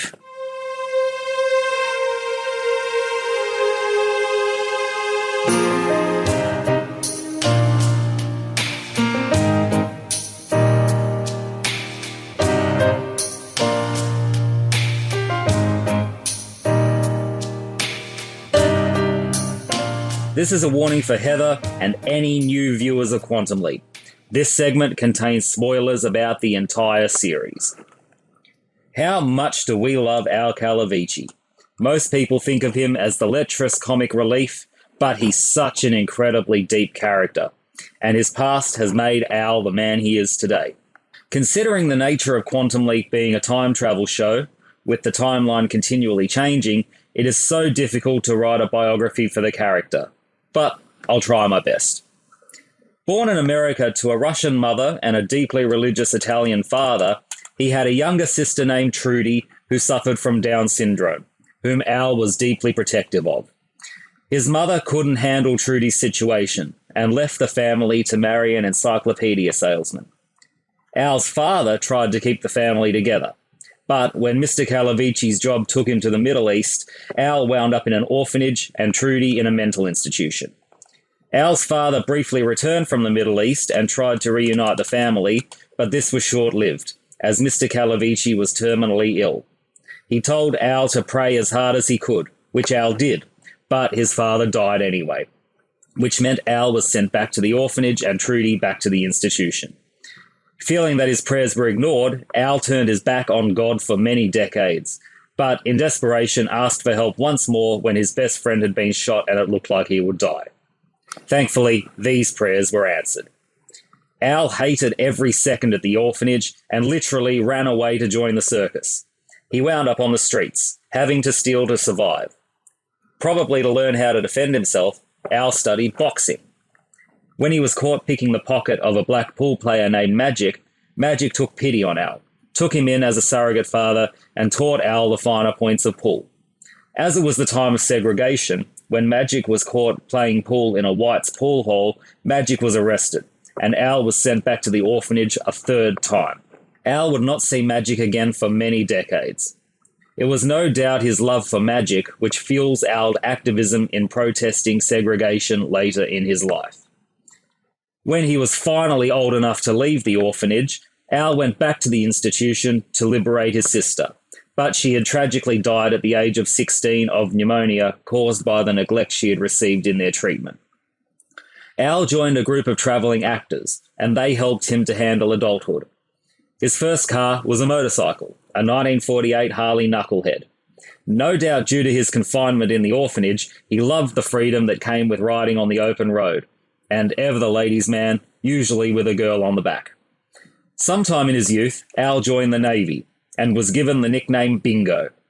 He had some setbacks in the Navy, revolving around extramarital affairs that he and many of his crewmates were having. Al's first love was Lisa Sherman, a married Navy nurse. The wife of one of Al's commanding officers, Marcy, liked to initiate new recruits with sex, but Al refused due to his relationship with Lisa. When she was murdered, Al became the prime suspect, but avoided arrest due to his alibi provided by Lisa, at the expense of her own reputation and career. Distraught over Al's situation, Lisa was crying while driving, and the distraction caused a fatal accident which took her life. Al never forgave himself for the gossip over Lisa's grave that his actions had caused. In an alternate timeline, due to Sam's intervention, Lisa never gave her alibi before her death, and thus Al was put on trial, found guilty, and sentenced to die in the gas chamber. He was blinked from existence. But Sam found new evidence in Al's car, proving that Al's friend Chip was the one responsible, and Al returned. In yet a third iteration of the timeline, Al himself leapt back to keep an eye on Chip, and in doing so, saved the lives of Marcy, Chip, and Lisa. Al clearly had a thing for nurses, marrying Beth, another Navy nurse, and the love of his life. They honeymooned at Niagara Falls. Beth hated it when Al had to serve in Vietnam, and nearly divorced him when he volunteered for a second tour. Sadly, Al was caught by the Viet Cong and held as a prisoner of war for 5 years, tortured by being locked in a tiger cage that was too low to stand up in and too narrow to sit down in, having to survive on weevil-infested rice and whatever rainwater he could catch in his mouth.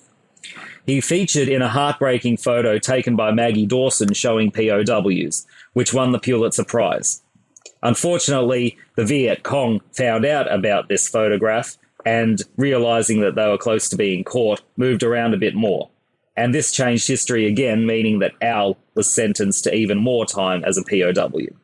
Beth, believing Al to have died in his service, remarried, breaking Al's heart. Al later remarried 4 more times, to an unnamed Hungarian woman, to Ruth, who taught Al the ways of Judaism, to Sharon, who acted more like a mother to Al than a wife, and to Maxine, whom Al mistakenly thought had cheated on him.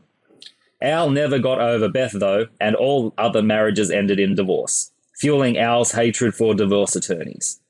Al's abandonment issues also prevented him from being able to express love for anybody else, but ultimately declared his love for his co-worker, Tina, after receiving therapy from Dr. Ruth Westheimer. Sometime after returning from Vietnam, Al attended university, earning numerous science degrees. It could be his scientific education which fuels Al's environmentalism. Al rose through the ranks of the Navy, achieving the rank of Admiral. He also became an astronaut, where he learned how to fly aeroplanes. Al suffered from severe PTSD from his time as a POW and developed severe alcoholism. No doubt his heartbreak exacerbated this. He met a young Dr. Samuel Beckett when working at the Starbright Project. They became the best of friends, and Sam helped Al beat his alcoholism. While nowhere near the same league as Sam, Al clearly understood quantum physics well enough to be able to help Sam create Project Quantum Leap, and, as second-in-command, in Sam's absence, wrote the scientific journal articles explaining the success of the project and pled their case to the committee for further funding. He was so well trusted by Sam that he was chosen as the project observer and would appear to Sam as a hologram to give Sam information from the future about the mistake that needs fixing and to provide guidance from his extensive life experience. Al had to be very careful of what future information he could give to Sam and would often have to remind Sam of the rules of the project. When Sam wanted to help his former fiancée, Donna Alisi, get over her abandonment issues so that she could commit to marriage, Al was fired for giving Sam the information needed about her father. This was against the project's insider trading rules. But he was rehired after blackmailing Weitzman, the leading chairperson of the committee.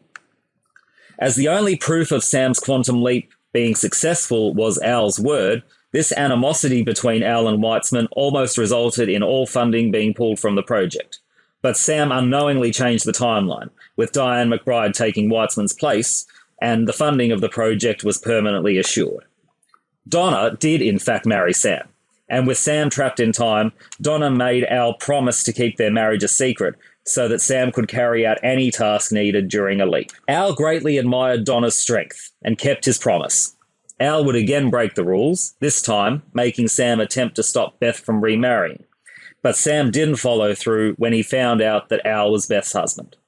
Sam always regretted this decision, and on a later leap, he was able to convince Beth that Al was still alive. Sam's intervention meant that Beth did wait for Al, and together they had 4 daughters.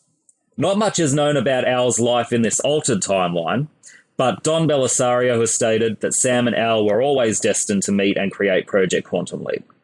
One does wonder, though, just what did Al manage to achieve this time around? Al seemingly knows everything and has done everything. Even Sam seems to be getting flabbergasted by Al's life experience. Look at this. This is a classic Harley Sportster 1957, 55 cubic inches, overhead valve. Sam, you're styling. Don't tell me you were a biker, too. Well, my first car was a bike. I had a 48 Harley Knucklehead. Named after you? Pretend you didn't say that. I used to love to ride girls on the back of that thing. Those were the days and nights. Is there anything you haven't done, Al? Well, there's one thing that's impossible to do on a bike. So my question to you, Leapers, is there more going on than we've been led to believe? I submit to you 3 possible scenarios which could explain how one man has seemingly lived more than one life. The first, and most realistic explanation, is that Al simply couldn't have so much experience in such a wide range of fields. Let's not forget, Al has a direct link to all the information in the world at his fingertips. Also, as we found out in the leap back, Ziggy also communicates verbally with the person in the waiting room. It is possible that sometimes when Sam is faced with a situation he knows nothing about, that Al is simply regurgitating information being fed from Ziggy. With us living in the computer age, with more information available to us than our grandparents had in their entire lifetimes, it would make perfect sense to us that a show like Quantum Leap could try to take this very path. As despite the show being made 25 plus years ago, it was very prophetic and did really try to seem like what they were doing for the future could actually come to pass. I, however, have difficulty believing that this explanation could be true. Most of the time, when Al has given Sam information about something he's allegedly lived through, Al's responses are always instant. He doesn't take time to read the hand link, and it's very difficult to listen to someone speaking and then verbalizing the same information while more information is being fed to you simultaneously. Though not impossible, television hosts often have to do this. Also, let's not forget, when Al hasn't had any experience with the situation Sam's put in, he's always been upfront about it. For example, in So Help Me God, Al says that neither he nor Sam have a degree in law, but not to worry because Ziggy has access to the entire world's library of law. If Al is perfectly open about when he's getting information from Ziggy here, then why would he lie in other cases? A more realistic explanation is implied in the Quantum Leap novels. Although they're not canon, they do provide a great attempt at expanding and explaining the Quantum Leap universe. In one novel, we are treated to reading Al's point of view while he's doing his job at the project. It's explained that due to the ripple effects of time travel, every time Al enters the imaging chamber, Sam does something to change history, and thus there are consequences to all aspects of everybody's life. When Al steps out of the imaging chamber, Ziggy needs to inform him of the aspects of his own life which have changed by the change in the timeline. Sometimes he and Tina are in a relationship. Sometimes Tina is in a relationship with Gushy.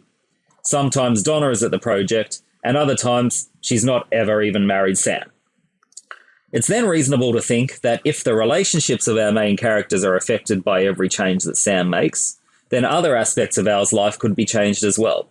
Thus, it's possible that, for example, in one version of the timeline, Al could have been an actor after leaving the orphanage, while in another he could have been a boxer, and in a third he could have met magic and become a pool hustler. This explanation is particularly concise in being able to hand-wave any possible inconsistencies that the series has created in building Al's backstory.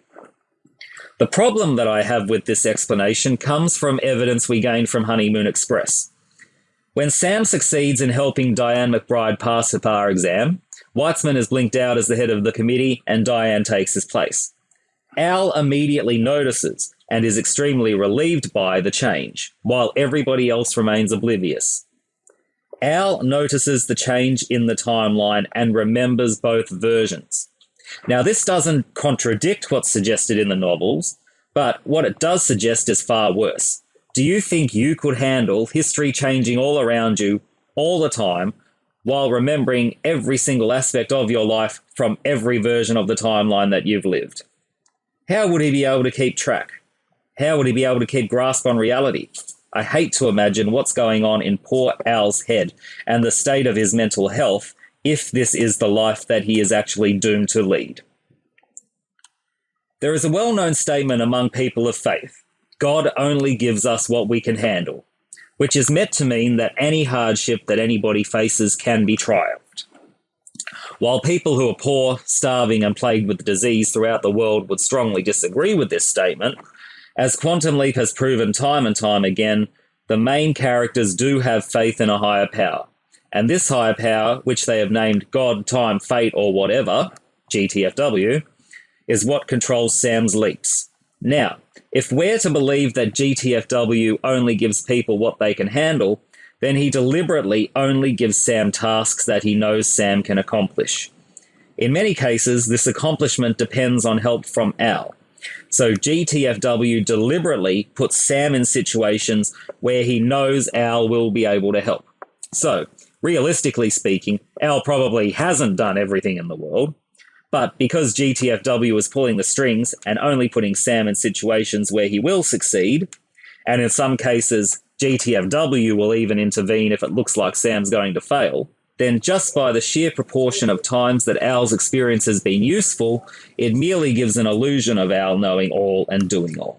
One thing is for certain, Al Calavicci is an extremely entertaining, funny, well-developed three-dimensional character. And it's great to know that in the Quantum Leap universe, not only does Al always have Sam's back, but so does GTFW, making sure that Sam can always succeed and the wrongs will always be put right. And thank you to Dean Stockwell for portraying this character so brilliantly.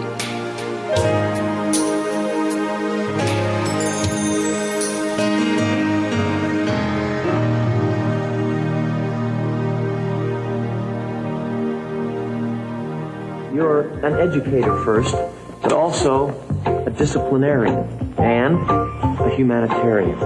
You need the energy of youth and the wisdom of age. You have to be a mediator, and above all, a friend. The more you think about the roles our teachers must play, the more you know they deserve our applause. Thanks for that, Scott. I couldn't agree with you more. Hey, Leapers, it's Hayden McQueenie here. I'm actually a teacher. I teach mathematics. I'm an experienced tutor as well. I'm currently teaching engineering maths at RMIT University and doing a lot of private tutoring as well. I've recently started tutoring online. So if anybody in any year level, so primary, secondary or tertiary, needs any assistance with their mathematics, by all means send me an email. My email is Hayden, Hayden, .McQueenie, McQueenie, at rmit.edu.au. If you want to know a little bit about my qualifications, I have a Bachelor of Applied Science in Mathematics. I also have a Diploma of Education and a Master of Education.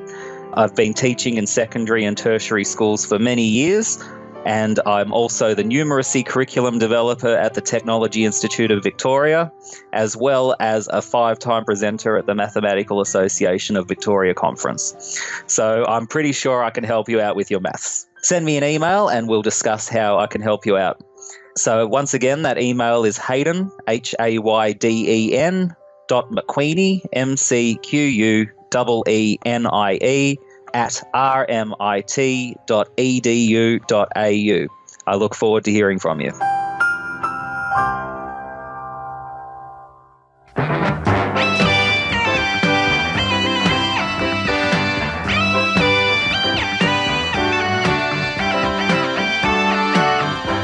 Hayden, do you have any trivia for me?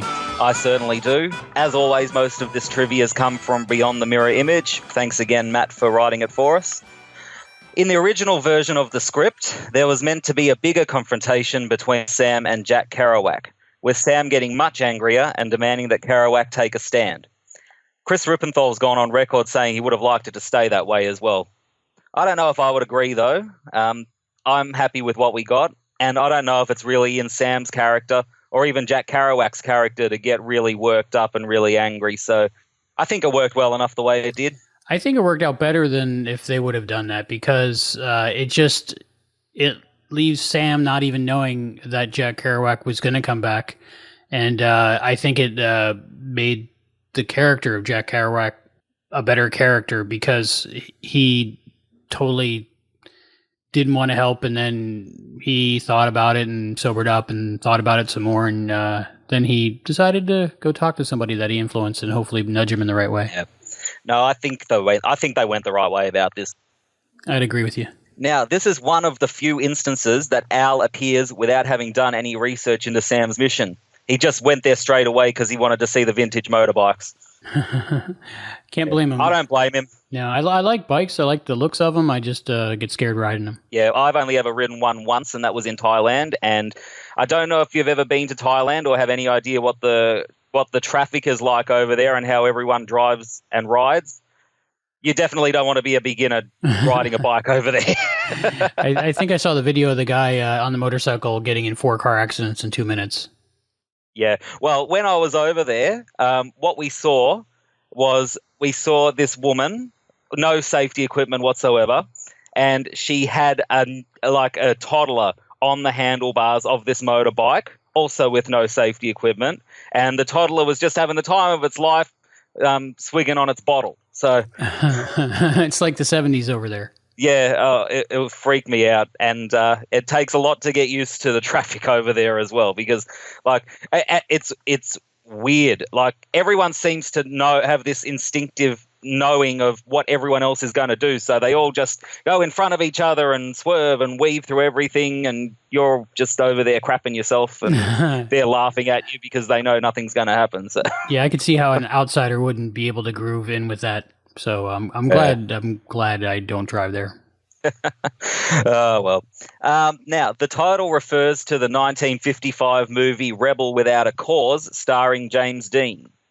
Have you ever seen that, Albie? I have not yet. I hope to one day, but it's on that, top AFI bucket list that I'm working my way through slowly. Yeah. Look, I'm in the same boat. Let's just say, though, it hasn't affected our viewing of this episode, so I think we're okay. Yeah, we get the gist. Yeah. Speaking of people who have only very recently ridden motorcycles, like you and me, this filming of the episode is also the very first time that Scott Bakula had ridden a motorcycle. And he learned how to do it under the tutelage of the stunt coordinator, Diamond Farnsworth, in just half an hour. That's amazing. Yeah, very impressive. And it just shows that Scott Bakula is willing to do anything and that he can do anything. He can do anything, I think. This guy's amazing. Big fan. Yeah, I think we all are. And I think we really lucked out getting him as the star of the show. Absolutely. Now, Teddy Wilson, who played Ernie, also played Jimmy Grady in Pool Hall Blues.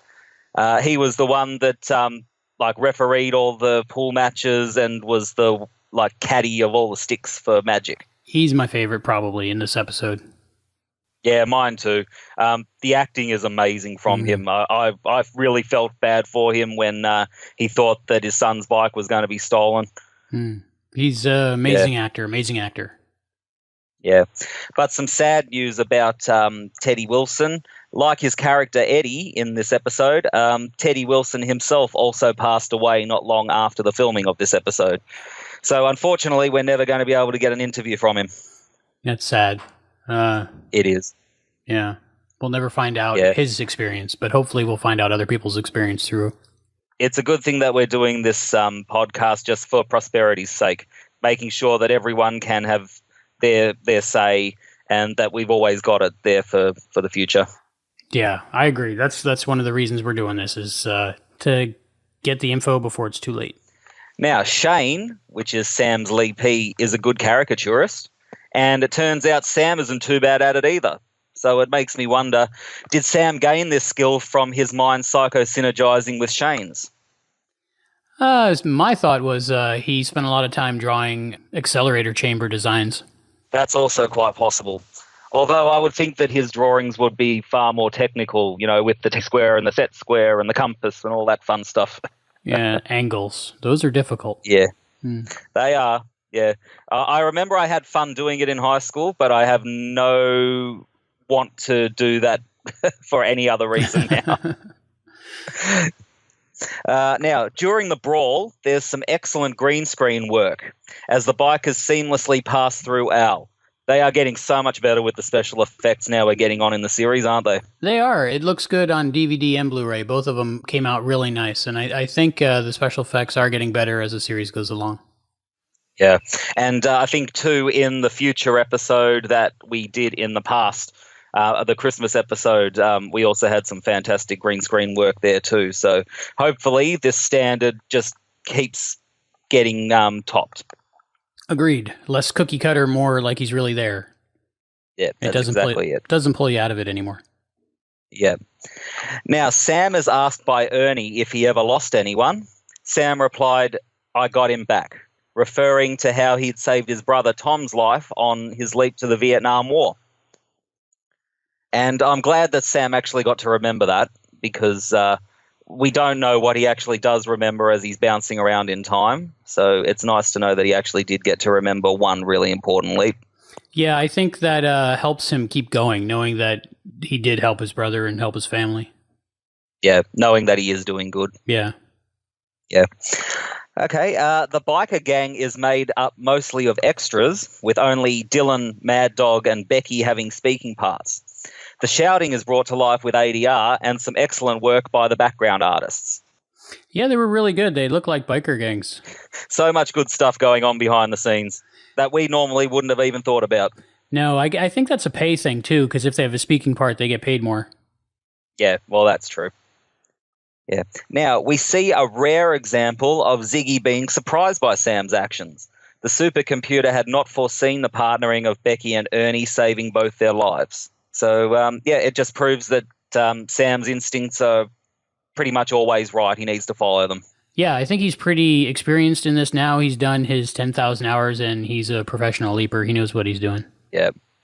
Now, this is the second of 3 episodes in the series in which Quantum Leap would focus on domestic violence. The first being Season 1's Kamikaze Kid, and the third being Season 4's Southern Comforts. Definitely an issue that needs to be discussed, and as much as possible. There's far too much of it going on. We definitely don't want that. Not at all, but it's a good topic to bring up and talk about and keep out there, I think. Absolutely. I think maybe the only other topic which comes up more in the series might be suicide, because we've had a few suicide episodes so far, haven't we? Yeah, early on too. Yeah. Again, something else that needs to be discussed and that we definitely don't want to be seeing because there's far too much of it. We might talk about that a little bit more next episode that we already did. Yeah, either in the future or in the past, depending on where you are fourth dimensionally. Exactly.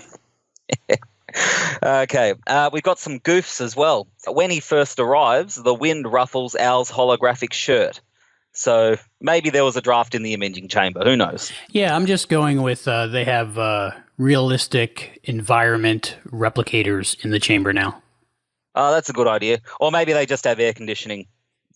Oh, yeah. I think they do have air conditioning, because when it goes out, he has to put on those short-sleeve Hawaiian shirts. Yeah, oh, that's right. And he has to get Ziggy to blow him with air, or the handling. Exactly. Maybe the next episode that we already did. Yeah, that was Double Identity, wasn't it? Way back when. Something to do with a hairdryer? That's right. They were going to cause the blackout. Yeah. Good times. Yeah. Was a good time. And when Al disappears at the diner just after the fight, Mad Dog's position noticeably changes. So, something going wrong there with everybody freezing and then Dean Stockwell getting out of the shot and then everyone starting up again. So, I'm hoping when they go back in and remaster it for 8K, then they'll fix some of those things. I'm not. I like it the way it is. Do you? It's fun, warts and all. Yeah, it's true. I mean, I'm not going to complain. They do an amazing show and stuff like that. It's just it's a product of when it was produced, so it's charming. Exactly. It's charming. Yeah. And if we ever get it back, then what we will see in the future is going to be perfect. So I think we can deal with a little bit of scuff marks in the original. Agreed. Yeah. Well, that's it for the trivia, but we do have some quite big news as well. Hayden, do you have any news for us? Yeah. Do you want the news or do you want the big news first? Let's talk about the big news. I'm super excited about what just happened. Can you talk to people about it? Oh, I wanted to start small and build up. Okay. How about we start in the middle and work our way side to side? Okay. Well, look, the first thing, this is one that I was really shocked with, and this isn't the big news either. It was just something that I found completely by accident. I found a new Quantum Leap novel. It's actually a crossover novel of Quantum Leap and Doctor Who. It's called One Giant Leap. It's by Simon Burnell. It was actually published 3 years ago, back in 2015. I've read it. It's quite good, even though it does have its issues. So, yeah, definitely get on it. I know we're all fans of Quantum Leap, and the vast majority of us are also fans of Doctor Who. So I'm pretty sure you're all going to like what you read. What Doctor was featured in the book? I think it was the 11th Doctor. So not Barty Crouch from Harry Potter, the next one. Okay, cool. Yeah. Is it considered fanfic, or how does that work? Is it licensed? I'm pretty sure it's not licensed, but yeah, it's pretty obvious that Simon Burnell really loves both shows. So it's just nice having a new Quantum Leap story there for us to peruse. Absolutely. I'll check it out. It's on Amazon. That's where I got mine. If you are going to buy it from Amazon, make sure you use the Quantum Leap Podcast's kickback so that Albie and Heather can get a couple more dollars. Absolutely. Every little bit helps. Yeah. Okay, but that's not even the big news. All right, this is the mother load. All right. For this big news, there are massive spoilers ahead for the end of the series of Quantum Leap. So, Heather, you can't listen to this, and any first-time viewers, if there are any others, also can't listen to this. We have to thank our crew member, Alison Pregler, for this. She bought a bunch of negatives of promotional photographs that were taken during the filming of Quantum Leap. And in it, she found something very surprising. She found photographs that are evidence of an alternative ending to the final episode of Quantum Leap, Mirror Image. I am stunned and shocked by this. When I first found out that this was in the works, she told me she's working on something and it's kind of big, and I thought, well, that'd be, good, something big after all this time for Quantum Leap. It's been, a quarter of a century or more. And I had no idea how big this was when she finally filled me in on the rest of the details when she could. Oh my goodness.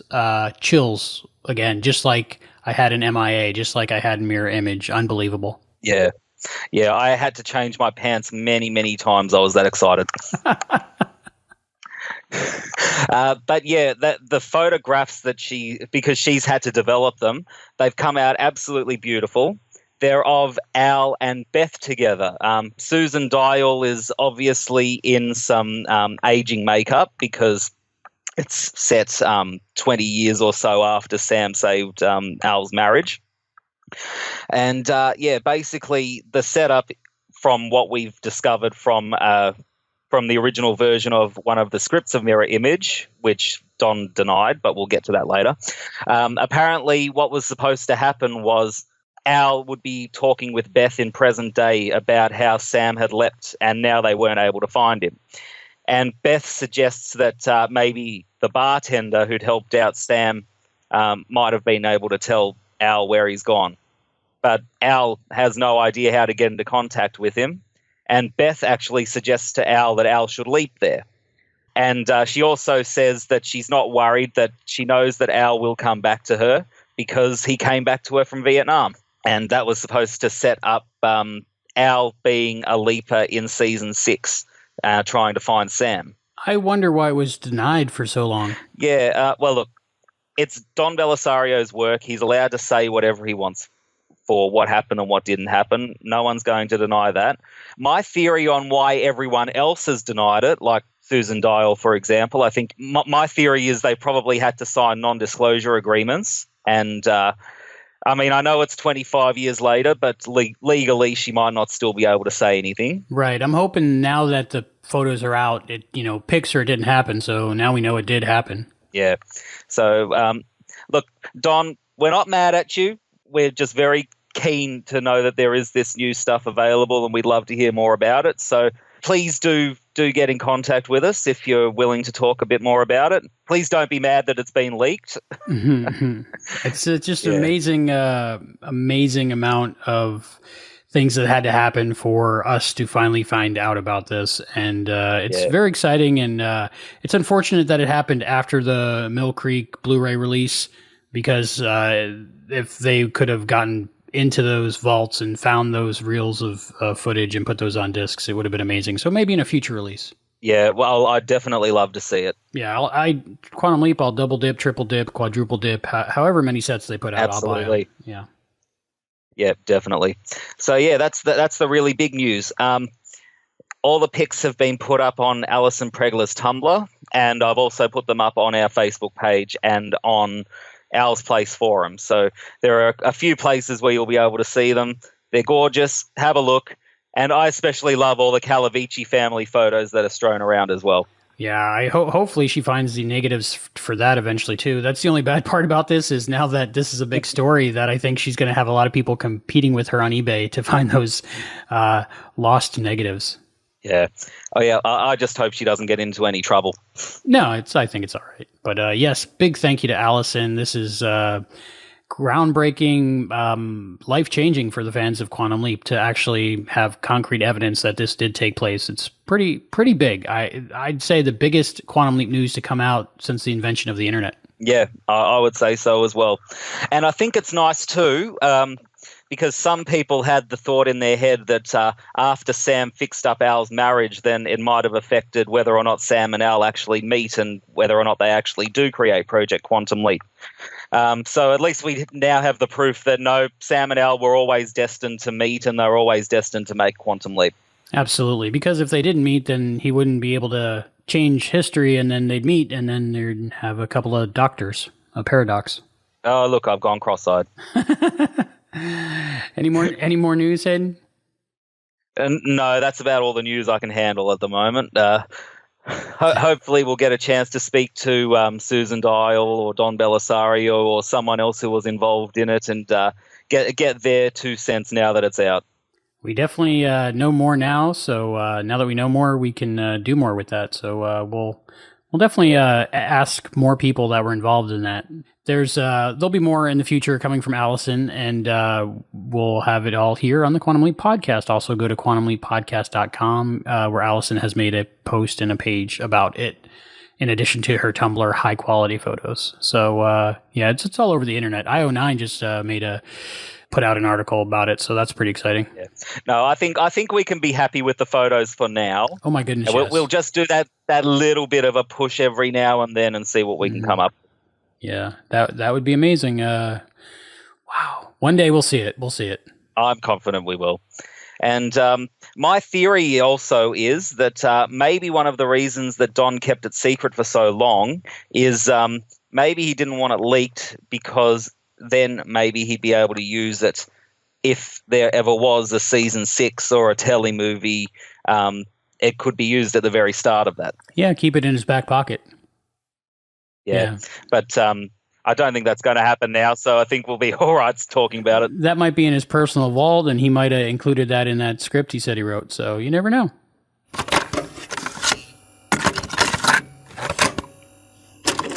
Listener feedback. Heather, do we have any feedback? Yes, we do. So the first email is from Aaron Head Moss.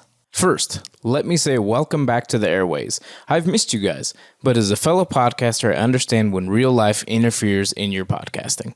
Take as much time as you need to do what you need to do, and we'll be here waiting for you. Second, another fantastic episode, both the Quantum Leap episode and the podcast. I loved hearing from Deborah Pratt and her thoughts on this episode. Wonderful. Not much to say on this actual episode other than I remember loving it when I first saw it and thought it was very dramatic, interesting, and thought-provoking.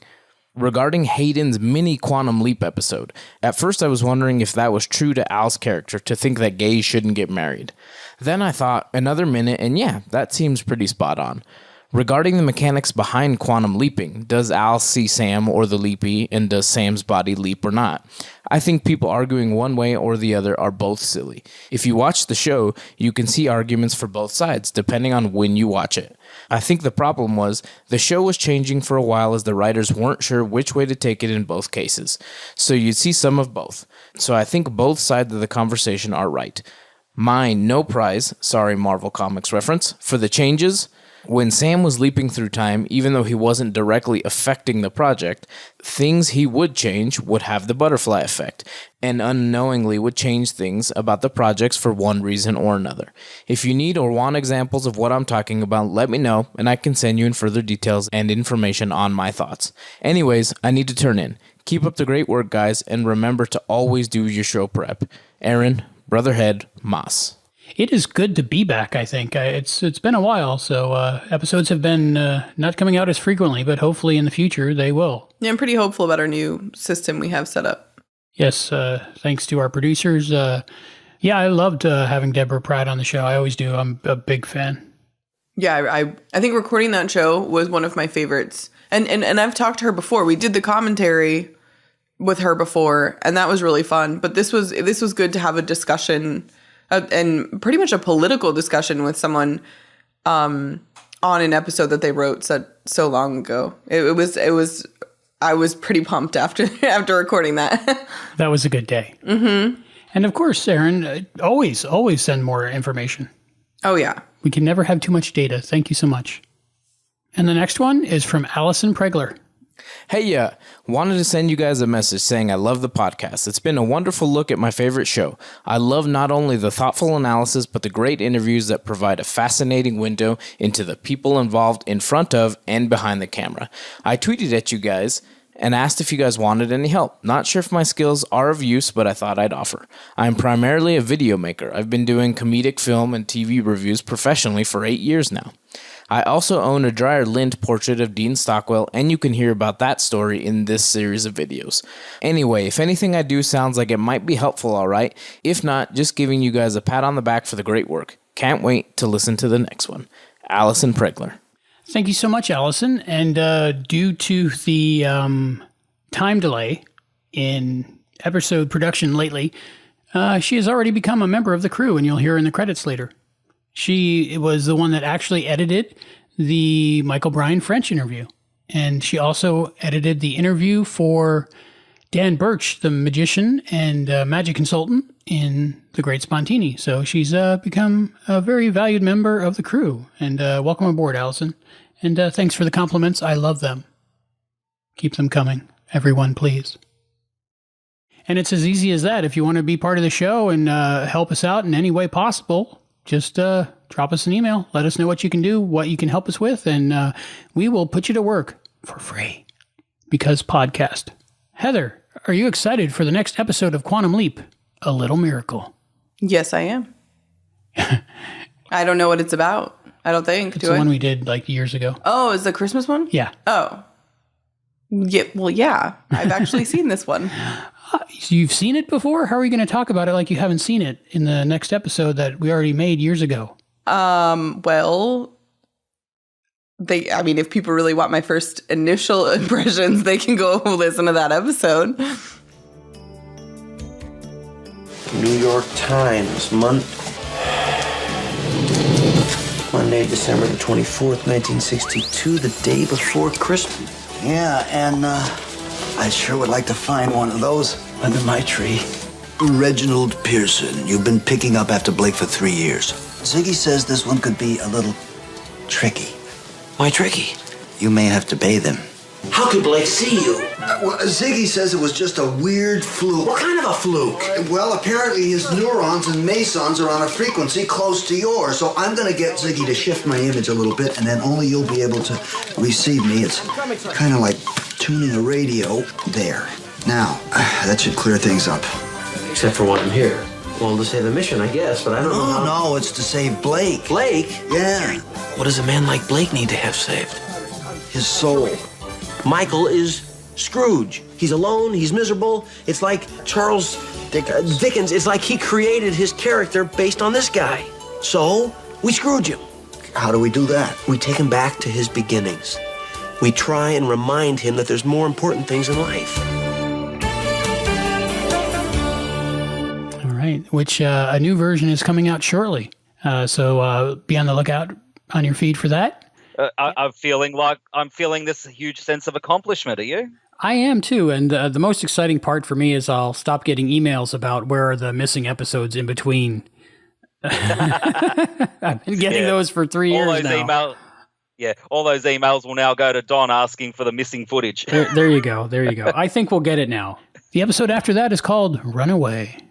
What could that possibly be about? I don't know. I got confused at first because the end of this episode for when I watched it shows her charm. And I was like, well, I guess they're running away. But we've watched that one already. That'd be crazy if it had the same opening and same actresses, just different story. Okay, well, I'm excited as well. Looking forward to it. Until next time, I'm Albie. And I'm Heather. See you in the future, or maybe even the past.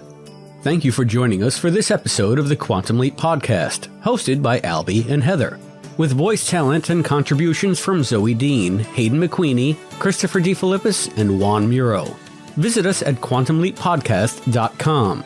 To support the show, please go to patreon.com/quantumleappodcast.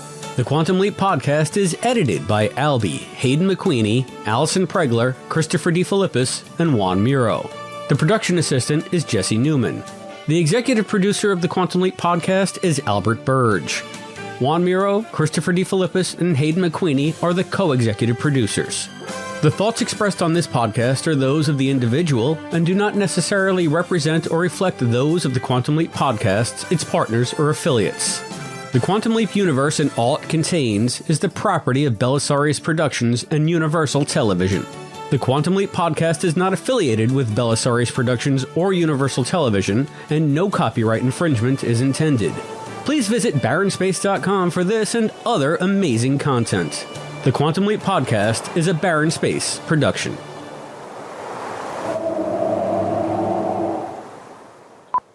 There's no question where our daughter gets her dramatic speech from. I do an exact 1 second on pause, which is like an eternity on a podcast when I edit that together. Hello? Yeah. Okay, you're so still what there? episode's next? Is it? It's Am I still here? Yes, you're still. I think you're still Hello? there. Hello? Can I hear you? Yeah. We're all good. Okay.